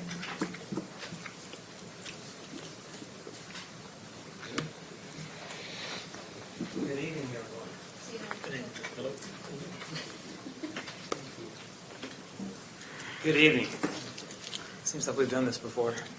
I've been living here for 13 years, and every time I go to get gas or stop in the store, everybody's like, "Hi, how are you? Hi, how are you doing?" In the last year, when are you going to reopen? When are you going to reopen? When are you going to reopen? That's all anybody wants to say. So to answer everybody's questions, I think we're about a week away from moving back in. Right. And then I think we're probably another 2 weeks, maybe 3, from unpacking and getting the door open. It's going to happen pretty fast. And so thanks for everybody's patience. We've been missing some live music for a long time on our Thursday nights. I'll just say thanks to Justin and everybody at the Civic Center and for the city for giving us a place to be for the last 18 months. It's been so helpful to have a home at the Civic Center for this time. And as we prepare to go back in, great thanks to Love Bottom being our very first sponsorship partner to help us get back into our building. And we appreciate them very, very much. They are hosting our new music hall. So we are very, very excited. We're delighted. You guys have seen some of these renderings. The actual physical structure looks exactly like these renderings. That's how close they got this. It's remarkable. Some of you have taken a tour and seen this. Big changes, big changes. The unique way we're going to display some of our most important guitars, as you can see. There's stand-up kiosks throughout the building. Everything is going to be very interactive. There will be a timeline of Oklahoma-related music all the way around the building, starting 30s, 40s, 50s, and going all the way up to people that we inducted in last summer, for example. So it's going to be pretty exciting. There's a lot of new graphics, a lot of color, as you can see, and you're going to find, like I say, a lot of interaction. That's the double door, that glass door. That's the door at the top of our current ramp. And the ramp has been redesigned to look like a guitar neck. And there's a frets as you go up, the little white dots, and now there's lights there, and they'll glow at night. And the cables, the security cables on the ramp walking up, are all different thicknesses, and there's 6 of them. They look like guitar strings. That's a nice little touch that we threw in at the last minute. So there's some fun things happening in there, and it's going to be pretty great. And this is inside the caboose, the Origins listening room. This is not an artist rendering. This is one of my iPhone pictures from a couple of days ago. We are featuring 8 of our favorites in there, and the songs that they wrote why they wrote them, how they were inspired to write them, and the lyrics, and then you'll be able to pick up a set of headphones and listen to the songs. And while in there, you can create your own album cover. We have an AI workstation that'll be in the caboose. You can walk up, put in your name, talk about the mood that you're in. See the lower left graphic there. I'm in a spunky mood. Oh, I like country music or rock music. And AI will build you an album cover. It'll name a band for you, it'll name the songs for you, and you can email it to yourself. It's going to be pretty fun. So the examples that we've seen are pretty nutty. And then there, again, the kiosks will be all over the building. So with all of our 158 inducted members, we are so excited about getting back in, as you can imagine. If you haven't driven by, you might want to take a look at our what we're calling the plaza. And there's a 25-foot guitar that's been put in position. And like I say, we're getting very, very close. I think there was 2 issues that the fire marshal suggested that we take care of before we had a CO. And one was very, very simple. And one is a little bit more complex, but I think it'll be taken care of this week. So I think we're in pretty good shape. It's But I'd be glad exciting. to answer any questions. Exciting. It is. We're doing some unique things with our the old wood floor. When I started this conversation with the architects, I said, can we just keep the floor? You know, it's that floor was put down in 1907, and it's a white oak, and it's pretty hard, and it's had tens of thousands of tons of freight roll across it. You know, and then tens of thousands of you guys all dancing on it. So it's been there a while. Well, that floor came up in 3 or 4 places. The 2 new restrooms, where the new concession stand is, that floor had to come up. I've saved all that wood, and it's been repurposed, and we're making. Yes. Your wife has the first one. Right. We decided to make some beautiful custom-made cutting boards out of that wood, and you won't believe them, what they look like. They're amazing.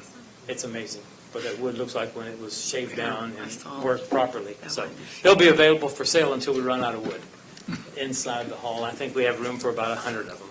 So anyway, any questions, I'll be glad to answer for you. Once again, Tony, you make Ward 3 proud. It's a good neighborhood, I'll tell you. It's a good place. Derek, your ward has all the excitement. Well, it's obvious you love the hall and what you do, and we appreciate you It's very pretty much. nutty how much it's become a part of me. I never moved here to go to work at the Hall of Fame, So, but it's a great time. I'm really enjoying it a lot. Thank you, Mayor. Thank you. Thanks, Tony. You bet. Thank you, guys. I will. And just like before, I will add that on top of this cooperative agreement, we have multiple projects in the works with them.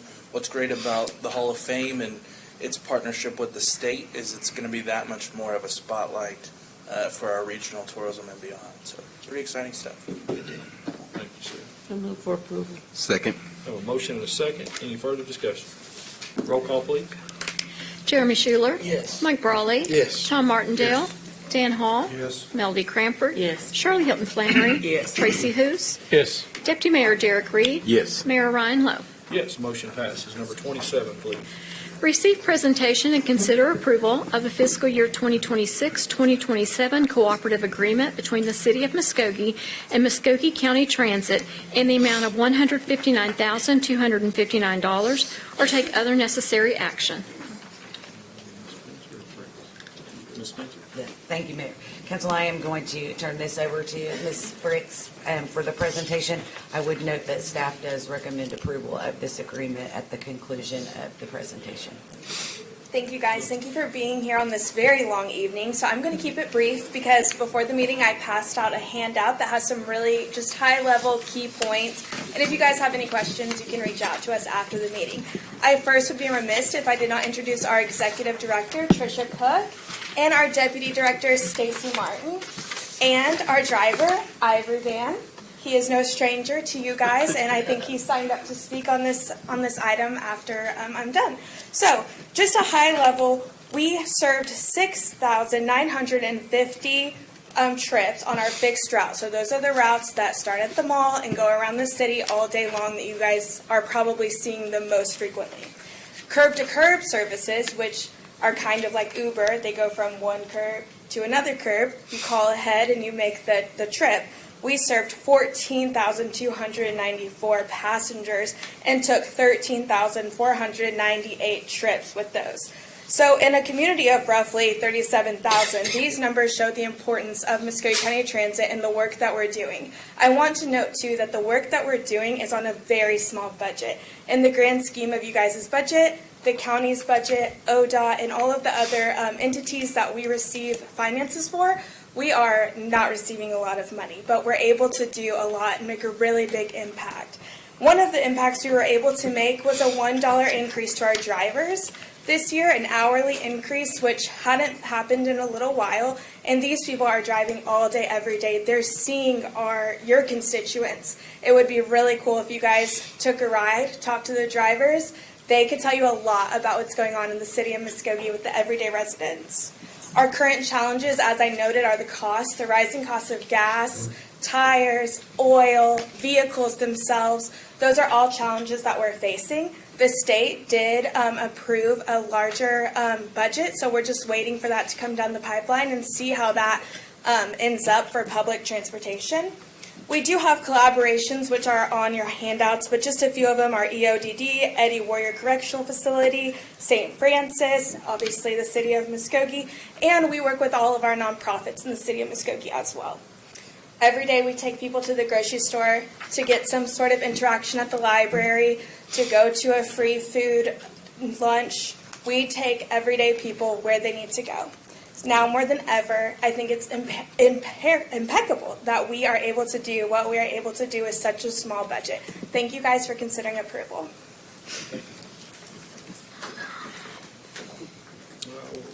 I have one citizen signed up to speak, Mr. Ivory Van. If you would, come up to the podium, state your name, you'll have 5 minutes, sir. Ivory Van. I'd just like to say it's a privilege and an honor to work for Muskogee Transit because I'm seeing a lot of things every day. I run the Cherokee route myself. I'll go back and forth to Tahlequah twice today. And it's an honor just to work for my bosses that are sitting there, Tish and Ms. Cook. And we have an office staff, and Haley, she does an excellent job, promoting the transit. And we have office help. I ain't going to mention all the names, because I mention one name, they're going to say I didn't mention their name. And also we have about 20 drivers, and I'm always teasing them. I'm just a rookie. They're the real drivers, really. I'm always telling them that. I'm just an honor to be driving the real drivers. But one thing I can say with the Muskogee Transit and carrying people from here to there, one thing that we do, we meet people of all ethnicities. We meet people that is in need. And we have a benevolent fund. I have just a regular benevolent fund that one of the maintenance men, he created a while back. And then on my bus, I got a benevolent fund that Casey's ladies over in Tahlequah give me, because it costs 50 cents to ride my bus from here to Tahlequah. And you'd be surprised, people cannot afford 50 cents. And so if they can't afford 50 cents, I give them 50 cents. And before I sit down, I want to thank Mike, Avery, and Miss Williams from OG&E. Out there at the transit now, we have lights around there where we can see when we go to work. Before a while, we didn't have any lights. Also, we have a new trash can that the Public Works Department gave us the last week, I believe. And also, they came and got couches, because out in that area, people are always dumping stuff. So they also came out and took care of that. And like Haley said, we can tell y'all this, but y'all won't listen. Y'all really do need to come ride with the drivers and see how people get around here in Muskogee, because transportation is very important. And you know how high gas is. You just heard what I said, 50 cents to go to Tahlequah. That ain't bad, is it? And then 50 cents to come back. But it's a little more here in town. But please, Council and Mayor, City Manager, come out and ride with us.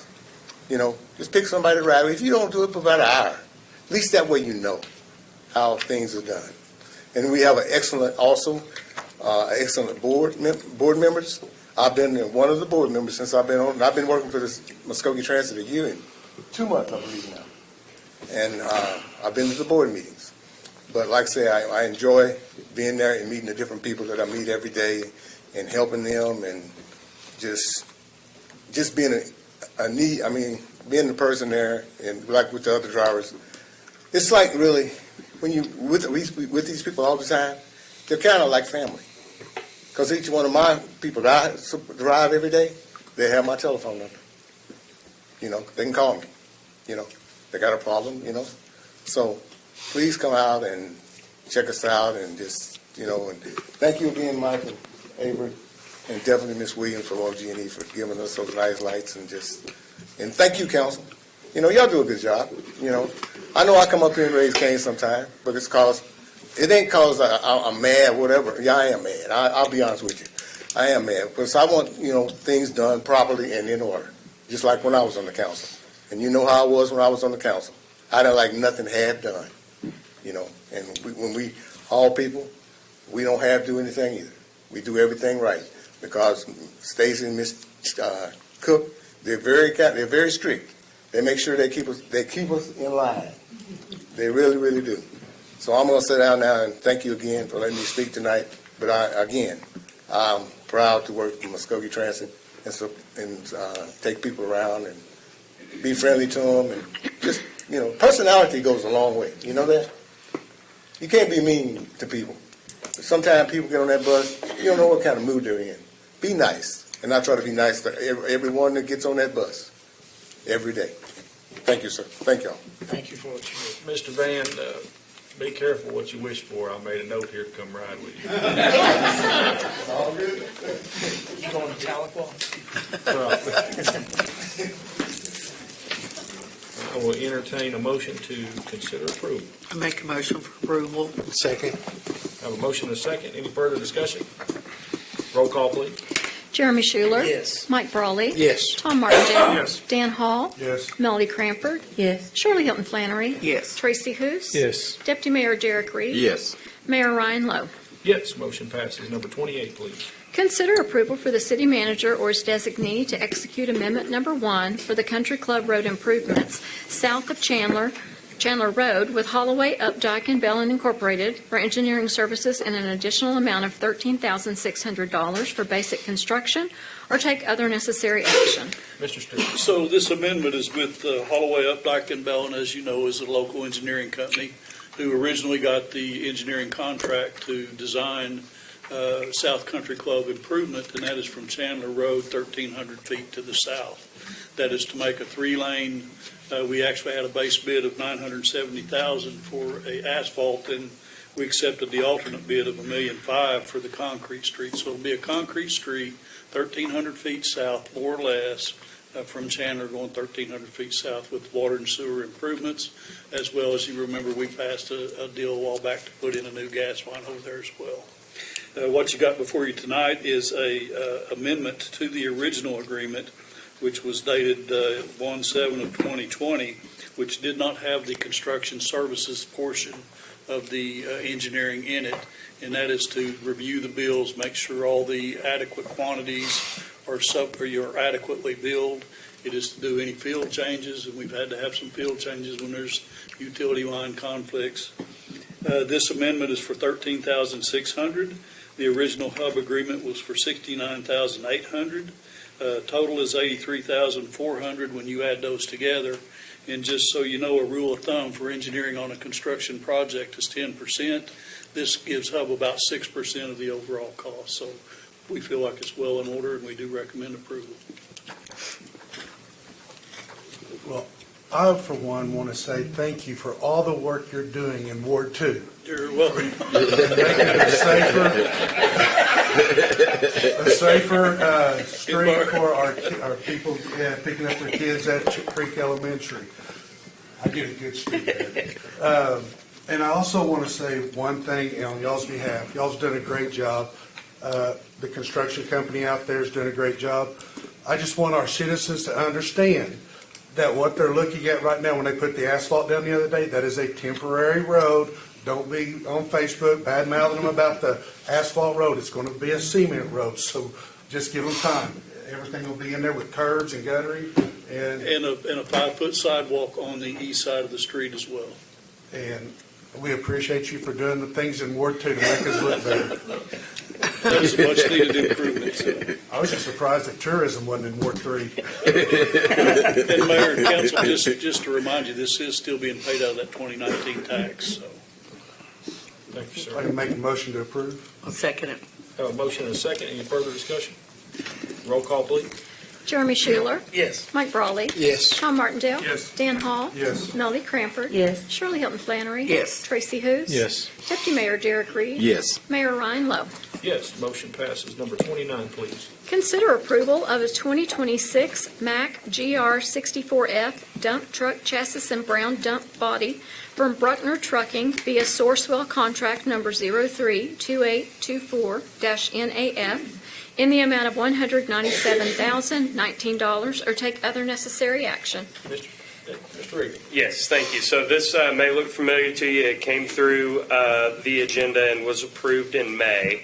But as we were going through with the purchase, when it comes to buying something off state contract, particularly a dump truck, you have a state contract for the truck itself and then a state contract for the dump body.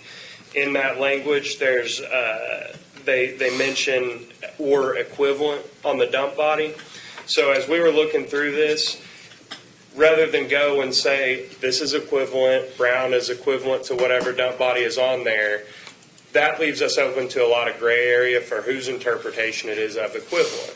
So we went back to our dealer that we're purchasing it from and asked for this under a Sourcewell contract, which is a lot cleaner. And we got confirmation from Sourcewell that's an okay way to do it. It's the same price, same truck, same everything, just a lot cleaner on the back end. Makes our accounting and purchasing teams' lives a lot easier when it comes time for the audit. With that being said, I'd be happy to answer any questions, and we will drive this truck through all the wards when we get there. Just for that, I'll make a motion we approve. And I'll Make second sure it it. shows up in Ward 1. That's right. I have a motion and a second. Any further discussion? Roll call, please.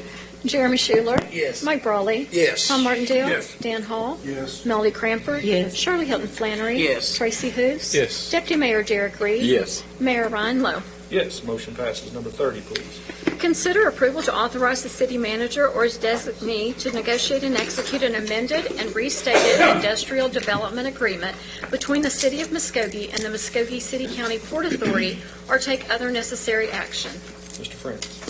Thank you, Mayor.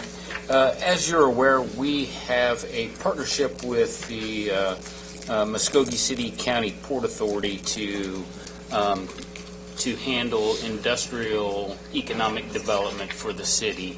Our current agreement, or I should probably correctly say agreements, expire at the end of this month. And so for the last couple of months, been working to renegotiate that agreement. So I'm going to kind of slow walk you through the agreement that we've been working with our partners at the port on, and they're here tonight, Ms. Kimber Scott, Jeff Underwood, I see Crystal Delso back there, and then their newest member, Dana Bashir. So I do want to say thank you to their team for how closely we've worked together over this last couple of months to try to bring forth a new agreement that's going to do several things. As I walk through this PowerPoint, I'm going to try to explain it. In some instances, it's a little complicated, but I'll do my best to explain it like I'm talking to a fifth grader. So we'll just get started. So the purpose of this agreement, first and foremost, is to continue that partnership with the port. They've been just excellent partners with the city of Muskogee and leading our industrial economic development, and you can see the fruits of that as we look south here, part of town, and see that growth that's happening is directly related to their efforts. This agreement is going to help support industrial recruitment, job creation. As I mentioned, there's multiple agreements that we have in place right now. So this agreement will take essentially 3 agreements and consolidate them into one. So we have an industrial development agreement, we have an industrial economic development improvement contract, and an amendment, number 1, to that contract. Those have all been consolidated into the proposed agreement that you have before you tonight. Clarify governance and financial responsibilities, but most importantly, preserve long-term economic development resources for the city. One of the key parts to this agreement, in our current agreement and the proposal tonight, is the Industrial Capital Development Fund. That fund exists for several reasons. It provides a dedicated reserve of funds for industrial recruitment, site readiness, property development, infrastructure improvements, utility extensions, the possibility of land acquisition, matching funds for grants, and business retention expansion. So this fund was created in our current agreement, and it's designed to take a portion of the franchise fees and set those aside so that we have dedicated funds to accomplish these tasks. Now, some of the discussion we've had over the last couple of months is about the ownership of that fund and quote-unquote control of that fund, and I want to take a minute to clarify that. The fund itself is controlled by the port. They are the administrator of the fund and the day-to-day fund manager. But it's also important to note that 100% of the fund assets belong to the city of Muskogee. All interest and investment earnings are retained by that fund. Any revenues from sale of property are retained into that fund. Our current agreement, it states that any land sale revenues, 70% of those would be to the port. We've done away with that portion of that agreement. Now, any land sales we have, the funds for that go back into this Industrial Capital Development Fund. And I think it's important to note that there's some benefits for this structure. First of all, it provides flexibility to respond to projects. These projects can be fast-moving. There's a lot of moving parts to them, and sometimes government, unfortunately, moves at the speed of government. The fact that the fund is a port fund and administered with the day-to-day management held by port, that allows us to be more flexible and more responsive to answer and respond to these projects. Economic development projects don't happen overnight. They're multi-years. What you've seen develop in the last year, we're seeing the benefits of work that started 2, 3, 4, 5 years ago. So these are multi-year projects, and again, the structure of this fund allows us to be able to adequately respond and move fluidly with these multi-year projects. Also, it provides certainty to industries and developers. As the port's working on our behalf, and they're able to have, they're engaging possible industries, possible developers, talking about site readiness, possible, whether it's infrastructure improvements or things that are needed to help incentivize or entice businesses or industries to relocate here. They can point to the fact that, yes, we do have reserves, dedicated funds to make sure that these projects can happen. It's not us just here, take our word for it that the city's going to find money for these projects to happen. They can point to this fund and say, this money is set aside specifically for that. And then it also reduces the risk, and I'm going to be very blunt, that future councils will divert those monies to projects that are completely unrelated to economic development. It's very tempting if you have a pot of money here that you might have access to redirect that money to something else that you have, I'll say, a pet project for. So if we keep this structured as it currently is with the port, with the fund being controlled by the port, that helps eliminate that potential risk. And I think that's very important to know. We're going to talk briefly about our operating expense structure. So currently we pay an annual fee to the port to perform industrial economic development. Currently, our annual fee is $500,000. I am recommending in this proposal that we increase that to $550,000. Currently, that fee is paid directly from city general funds. So sales tax that funds the general fund is what pays that fee. So we're looking at structuring this differently, that the fee that is agreed to by the council on an annual basis, we will front that money to the port for their annual operating expenses. We will then be reimbursed from the Industrial Development Capital Fund for that fee. So essentially, franchise fees are what is now paying for that annual operating cost in the contract with the port. So that's definitely a win-win. We're able to continue to contract with the port, but it also saves the city's general fund whatever that annual agreement. Right now, it's currently $500,000, so $500,000, 550 projected. It saves that from a general fund expenditure. So, and again, I got it in bold headlines: subject to council approved limits. So, we will come back annually as part of the annual budget discussion.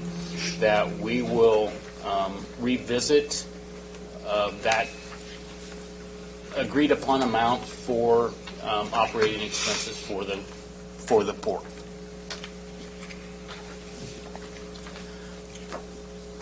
Our new agreement changes the structure, and I've titled this "Fiscal Controls" because it's added some fiscal controls to this new agreement. We've added an annual deposit cap. So currently, franchise fees are divided 50-50. 50% comes to the city's general fund, 50% goes to the Industrial Development Fund for use for those industrial recruitments. Moving forward, we are recommending that same 50-50 split applies. However, we've now added a couple of caps. There is an annual deposit cap of $2 million. So annually, the most amount that, $2 million is the most franchise fee amount that will be transferred into that industrial development fund.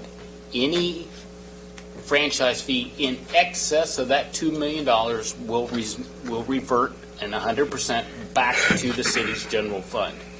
With one little caveat, as you can see, it says $2 million plus the annual operations payment.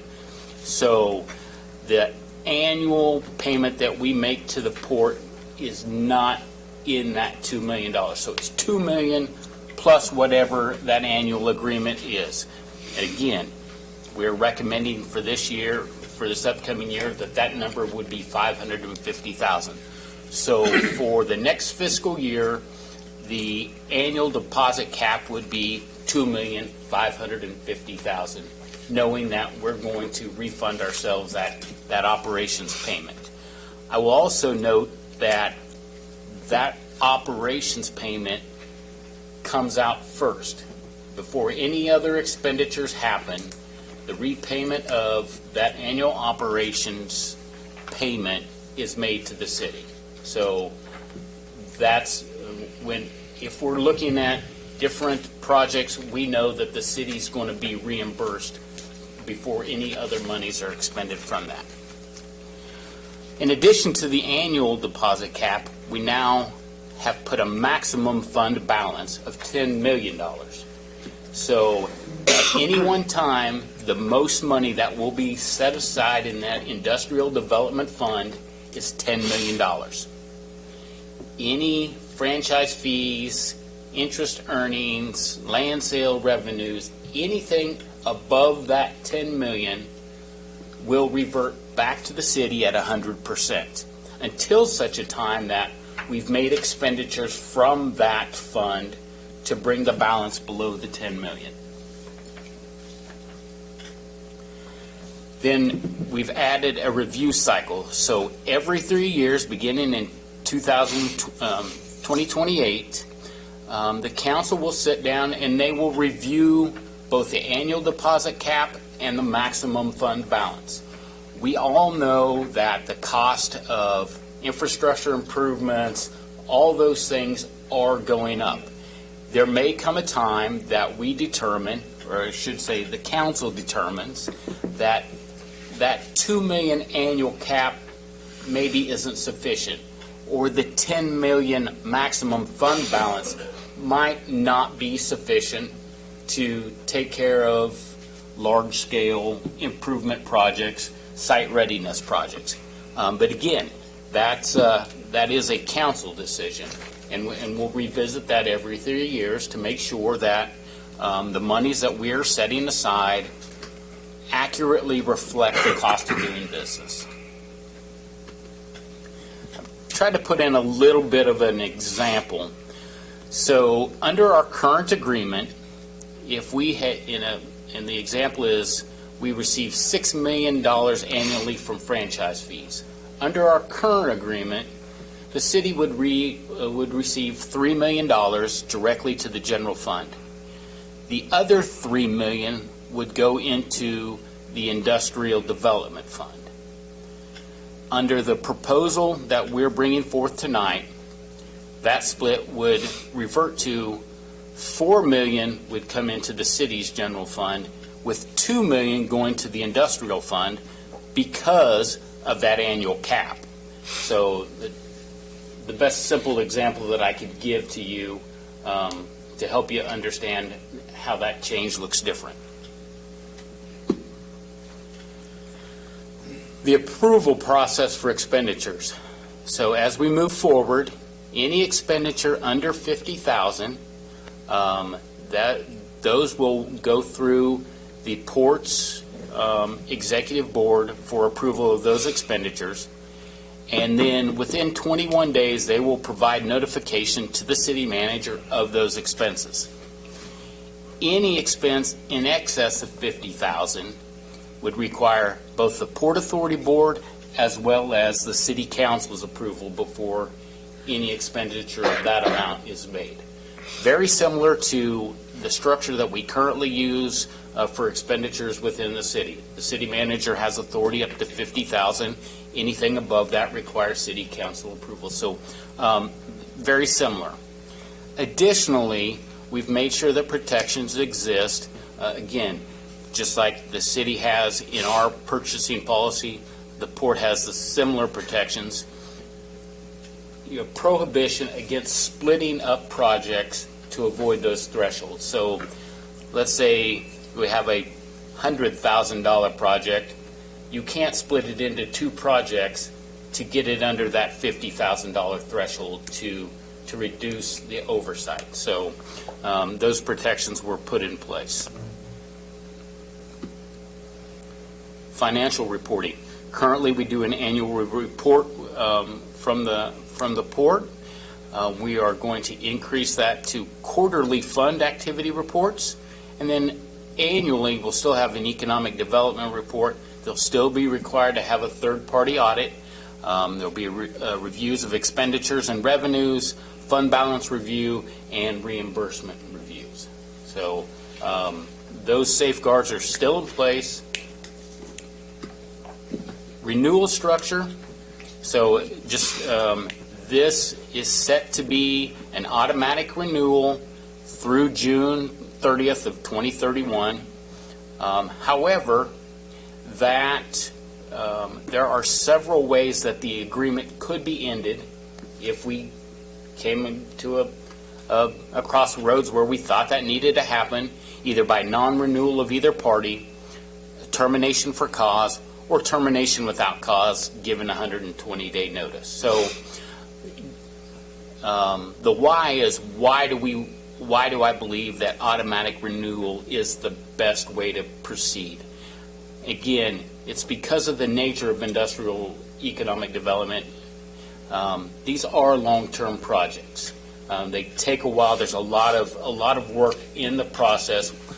I would hate to get part way through a project and then the agreement end, and then we're kind of dead in the water. It helps provide budgeting certainty, not only for the projects that are taking place, but again, the port has staff that they have to also fund. There's some protections for them. Helps with supporting grant applications, and just you could read it, reduces uncertainty for major projects and facilitates industrial recruitment efforts. So I do think that it is important that the proposal be automatically renewed, knowing that there are ways that we can end the agreement should we ever come to that situation. That's really all I have as far as the details. There's a pretty thorough background in your packet. I think I would like to just open it up to questions. Like I said, I know it can be a little bit confusing. I really do think this is a win-win for both the port and the city. This is a very solid agreement. Gives us a lot of protections. It gives us a lot of flexibility in being able to move forward with industrial economic development. Also, I would like to note at your place there's some multiple letters of support from some of the industries and other businesses that just reiterate just how much they appreciate the port and how much how hard that they have worked, whether it be business retention and expansion, recruitment, and again, I think I would just open it up to questions.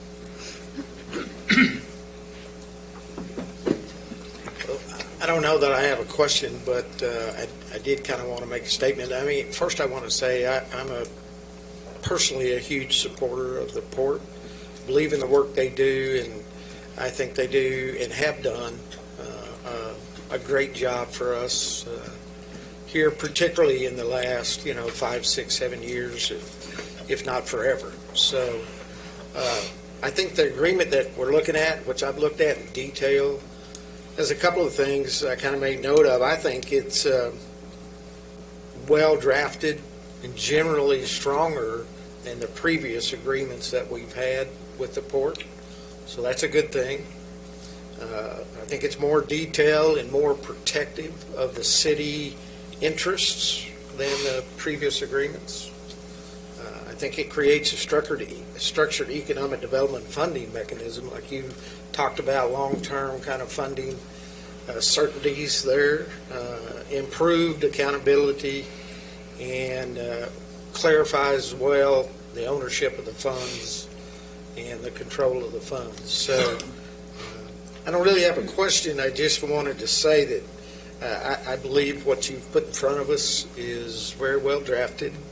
That's not to say that I don't have a question or two, but I think, I've talked to you and others, and I believe it's a pretty good contract.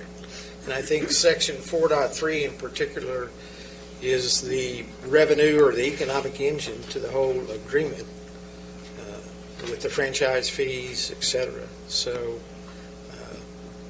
but I've read through that thing 100 times, and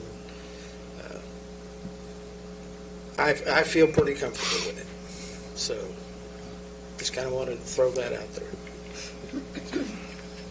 I want to add a comment, Kendall, that you said in our Friday report that council needs to view this agreement not as a traditional vendor a contractor, but it's a strategic partnership between two entities with a shared mission.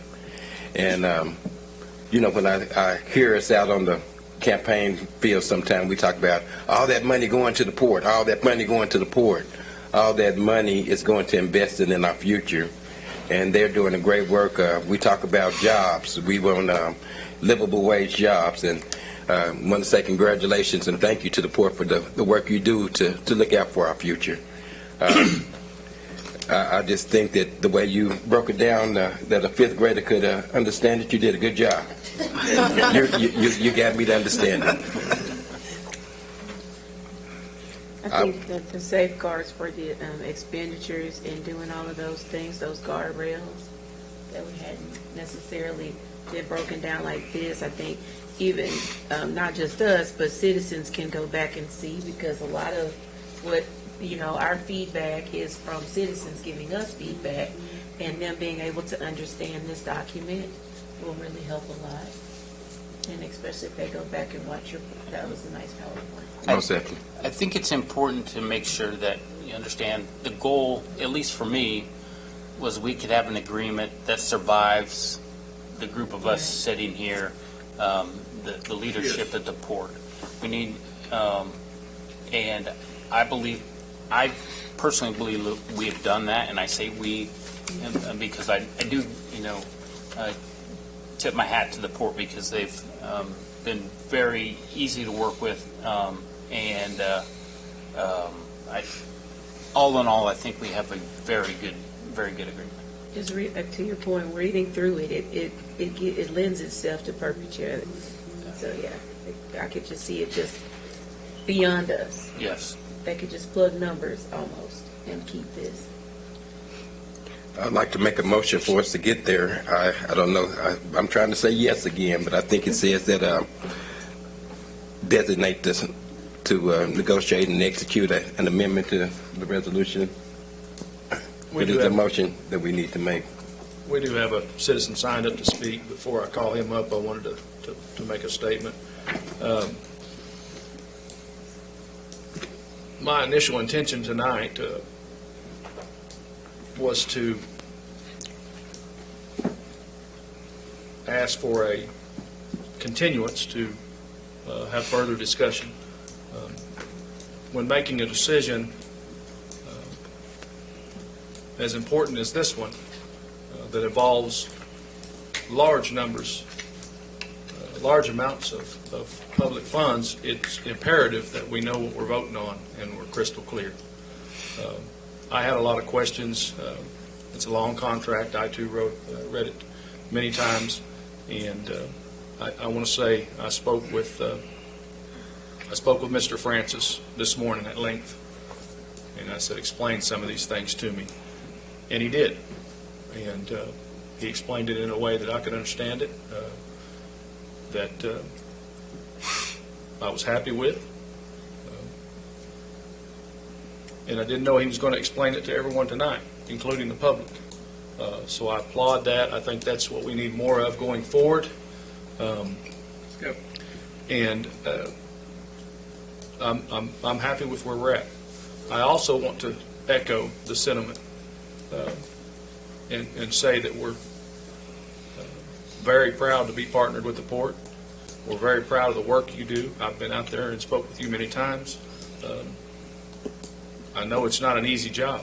It's a complicated job when you're dealing with industry and trying to recruit industry and trying to work deals and get those folks to come to Muskogee. So we appreciate that collaboration very much in what you do for us, and it's very much needed in our community right now. So just want to say thank you. I'm going to continue with the motion. Okay. Yes. Mr. Michael Gray, you would just come up to the podium there and state your name. You have 5 minutes, sir.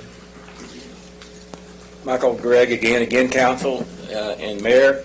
I'm glad, city manager, that you did this, because it did explain a lot. Question, I've read it also. There are a lot of concerns that's been expressed here that's not been expressed before. Is let's say the port has been short-sighted a few times by the existing or past council and mayor. So I'm glad that was acknowledged, because that's important. I just wish there would be more time for you guys to consult together. I think you've had, 2 luncheon meetings, is that correct? There might have been other personal meetings I'm not aware of, but this is an extensive document. We've got 4 lines on this particular agenda, and there's 30 pages to read through.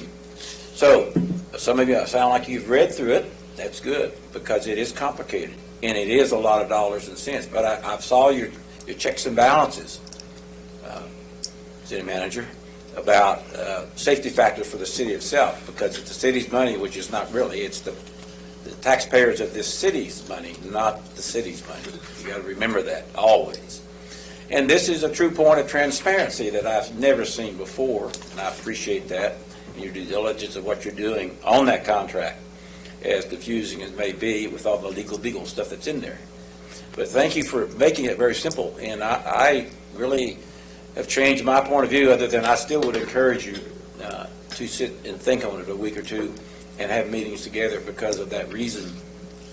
Last week was a good point on what was discussed. Take a look at, and be sure you're verifying what you're doing. Other than that, I think you're doing a great job on that. You really are, because I think both entities need to come together, not as an adversarial situation, which has occurred in the past somewhat. And so this is a great step forward with transparency of understanding of a very complicated document and a lot of money that's in the hands of the people. So I thank you for that. Thank you, sir. Thank you, Mike.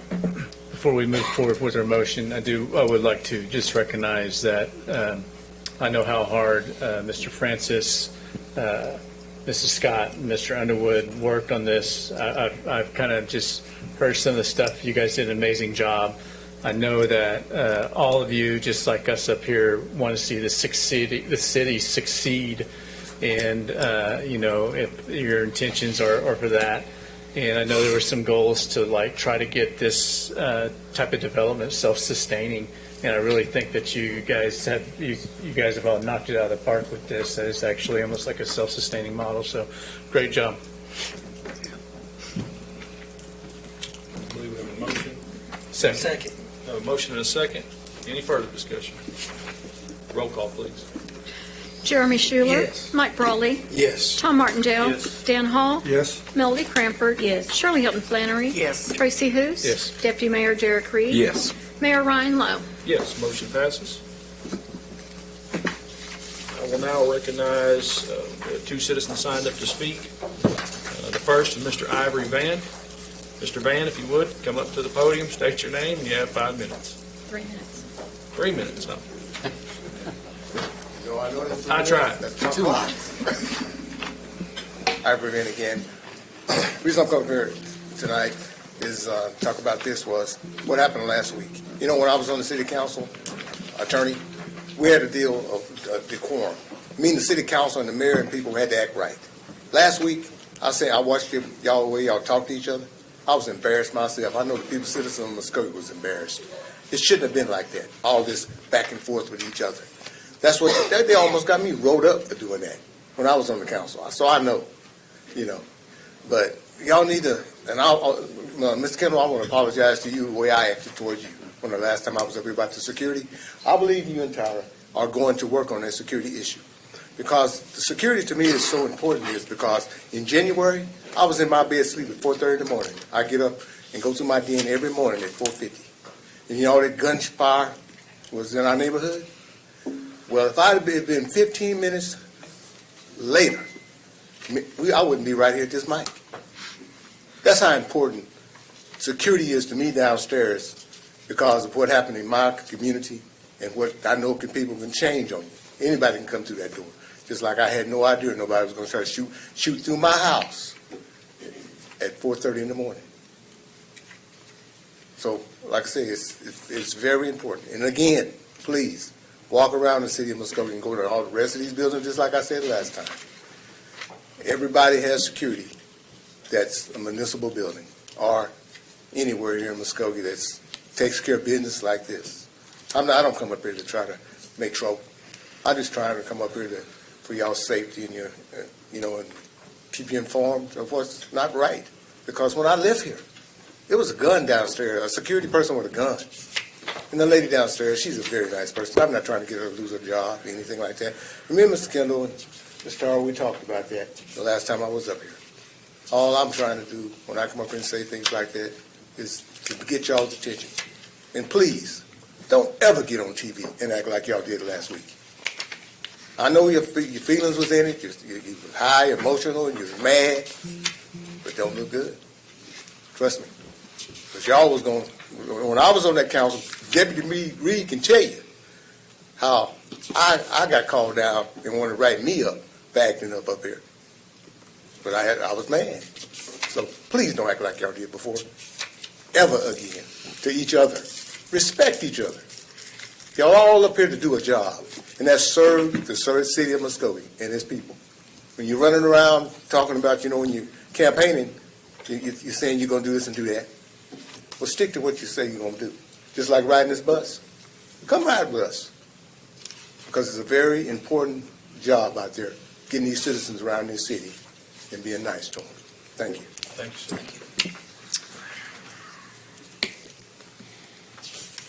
Number 31, please. I'm sorry. Mr. Mark Hughes.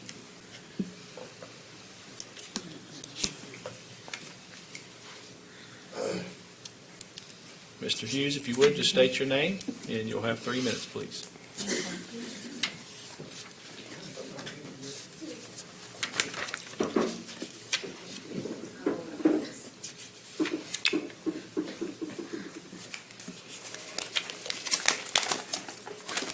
Mark Hughes, 907 Dawson Drive. I want to caveat my comments with some court rulings. The Supreme Court has held that citizens may not be excluded from speaking at public governmental meetings because of their viewpoint. City of Madison Joint School District Number 8 versus WERC. Additionally, the First Amendment protects verbal criticism and challenge directed at government officials. City of Houston versus Hill. Therefore, a city may regulate actual disruption, but it may not silence a citizen merely because his remarks are critical, offensive, personally directed, or embarrassing to public officials. And with that, I'll start my comments. The special call meeting on Thursday was the worst behavior I've seen by a city councilor since I returned to Muskogee in 1976. And in my opinion, it was all because Councilwoman Cranford got her panties in a wad and could not maintain her sense of professionalism and common courtesy to other city councilors. She was arrogant, downright rude, self-righteous, showed disdain to the mayor, and played to a TV station and an audience that filled 3 floors. Her performance was worthy of an Oscar nomination in the category of drama. When the mayor asked her if she believed the council should obey the law or not, she rudely shot back, "I don't have to answer your questions." Which means she doesn't have to answer city council questions if you ask her such a question. Would you like that if she did that to you? And you sat there and let the schoolyard bully beat up the mayor and others. Why? No backbone? No guts? You know that the only way to overcome a schoolyard bully is to beat her at her own game. The next time she's asked to be recognized to speak, maybe the mayor should say, "No, you're not recognized," and continue to do so until she gets the hint that she owes the mayor an apology. But I doubt that will happen. Her ego won't permit it. When she first won election, she mentioned to a small group of us outside City Hall that she hoped we would support her run for mayor. You really want someone who doesn't give a rat's ass about professionalism or courtesy as our mayor? So here you have one of your own out of control. What are you going to do about it? If it was a citizen talking to you from this podium like that, no doubt you take action. So what's good for the goose is good for the gander. The ball is in your court.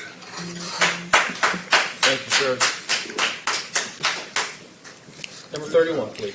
Consider an executive session to discuss and take possible action on the following. A, pursuant to Section 307B2, Title 25, Oklahoma statutes, consider convening an executive session to discuss negotiations with the American Federation of State, County, and Municipal Employees, Local Number 2465, and if necessary, take appropriate action in open session. B, pursuant to Section 307C11, Title 25 Oklahoma statutes, consider convening an executive session to confer on matters pertaining to economic development, Project ED-202616, including the possible transfer of real property in the northwest quadrant of the city, and if necessary, take appropriate action in open session. C, pursuant to Section 307C11, Title 25 Oklahoma statutes, consider convening an executive session to confer on matters pertaining to economic development project ED-2026-17, including the possible transfer of real property and a proposal to entice a business to locate in the southwest, northwest, and southeast quadrants of the city, and if necessary, take appropriate action in open session. D, pursuant to Section 307B4 Title 25 Oklahoma statutes, consider convening an executive session to discuss workers' compensation claim number 37010-24-40, and if necessary, take appropriate action in open session. E, pursuant to Section 307B4 Title 25 Oklahoma statutes, consider convening an executive session to discuss workers' compensation claim number 37010-2025-3, and if necessary, take appropriate action in open session. F, pursuant to Section 307B4 Title 25 Oklahoma statutes, consider convening an executive session to discuss the lawsuit styled England v. City of Muskogee, case number CJ-2007-20, Taft v. City of Muskogee, case number CJ-2007-1410, and Lacey v. City of Muskogee, case number CV-2007-1271, filed in the District Court in and for Muskogee County, Oklahoma, and if necessary, take appropriate action in open session. G, pursuant to Section 307B4 Title 25 Oklahoma statutes, consider convening an executive session to discuss the lawsuit styled Polaris Technology Incorporated v. City of Muskogee, CV-2025-457, filed in the District Court in and for Muskogee County, Oklahoma, and if necessary, take appropriate action in open session. H, pursuant to Section 307B1 Title 25 Oklahoma statutes, consider convening an executive session to discuss the employment, hiring, appointment, promotion, demotion, disciplining, or resignation of the city attorney, and if necessary, take appropriate action in open session. We'll entertain a motion to enter into an executive session. Second. Have a motion and a second. Roll call, please. Jeremy Schuler. Yes. Mike Brawley. Yes. Tom Martindale. Yes. Dan Hall. Yes. Melody Cranford. Yes. Shirley Hilton Flannery. Yes. Tracy Hoos. Yes. Deputy Mayor Derek Reed. Yes. Mayor Ryan Lowe. Yes. Yes.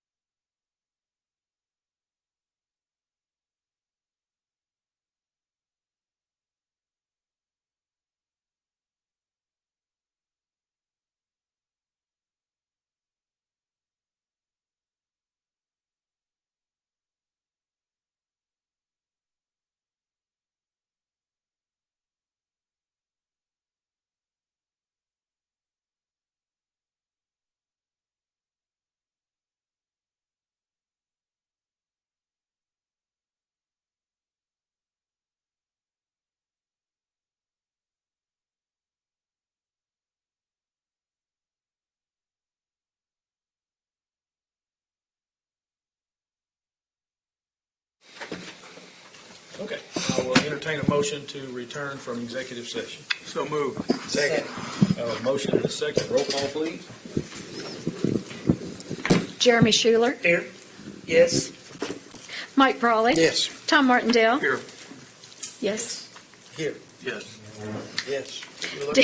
Dan Hall. Yes. Melody Cranford. Yes. Shirley Hilton Flannery.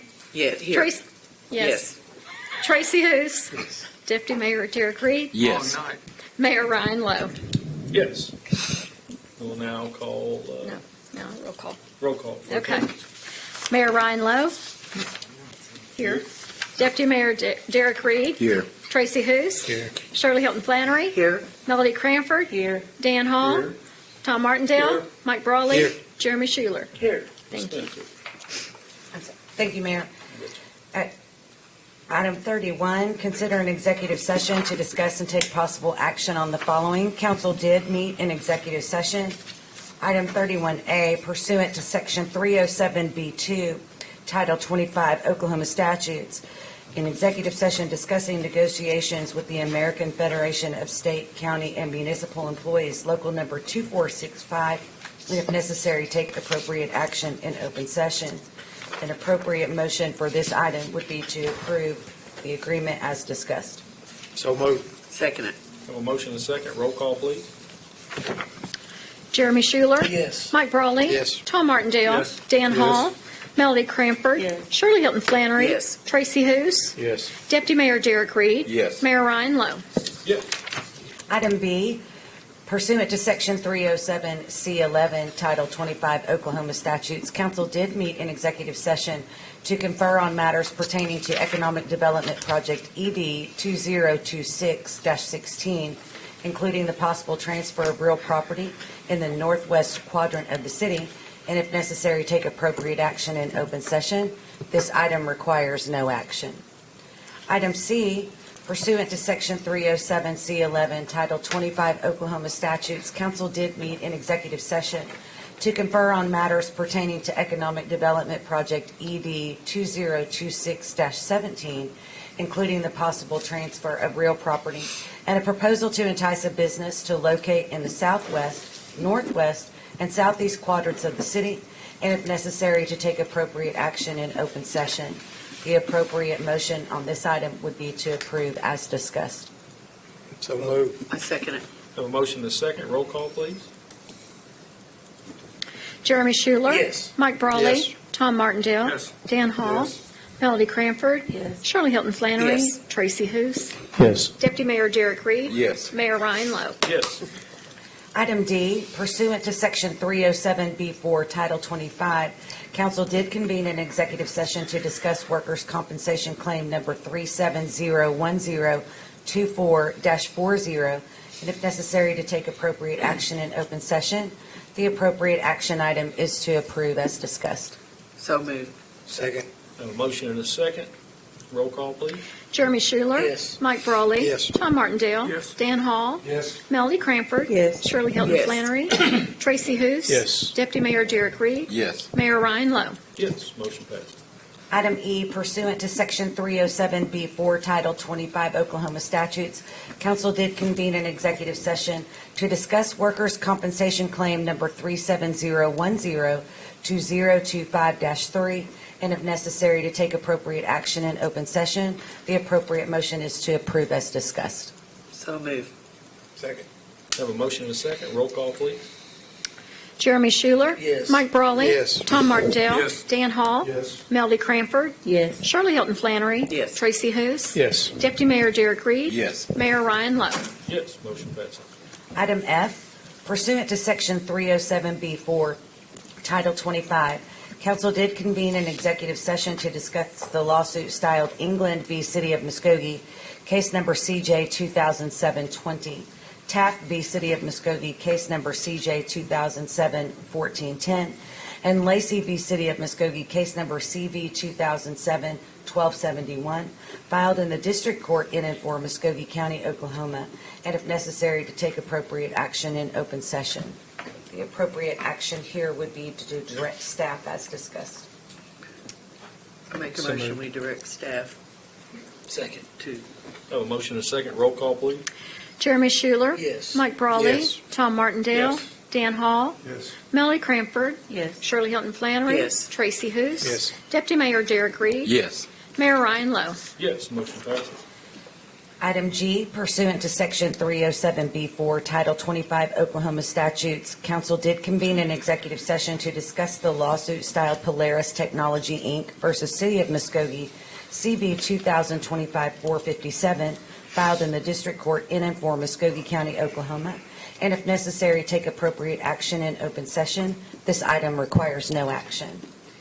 Item H, pursuant to Section 307B1, Title 25 Oklahoma statutes, council did convene an executive session to discuss the employment, hiring, appointment, promotion, demotion, disciplining, or resignation of the city attorney, and if necessary, take appropriate action in open session. The appropriate action on this item is for council to follow through the process as previously discussed. So moved. Second. Oh, motion and a second. Roll call, please. Jeremy Schuler. Yes. Mike Brawley. Yes. Tom Martindale. Yes. Dan Hall. Yes. Melody Cranford. Yes. Shirley Hilton Flannery. Yes. Tracy Hous. Yes. Deputy Mayor Derek Reed. Yes. Mayor Ryan Lowe. Yes, motion passes. We are adjourned.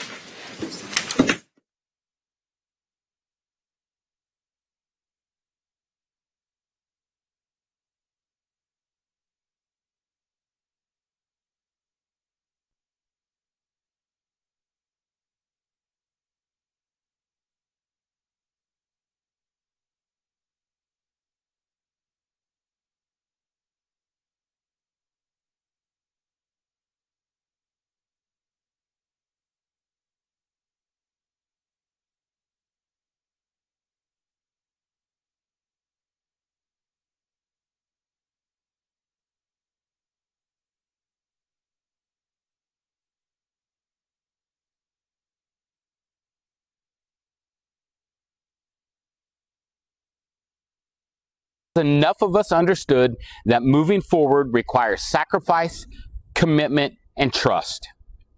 That vote said something powerful.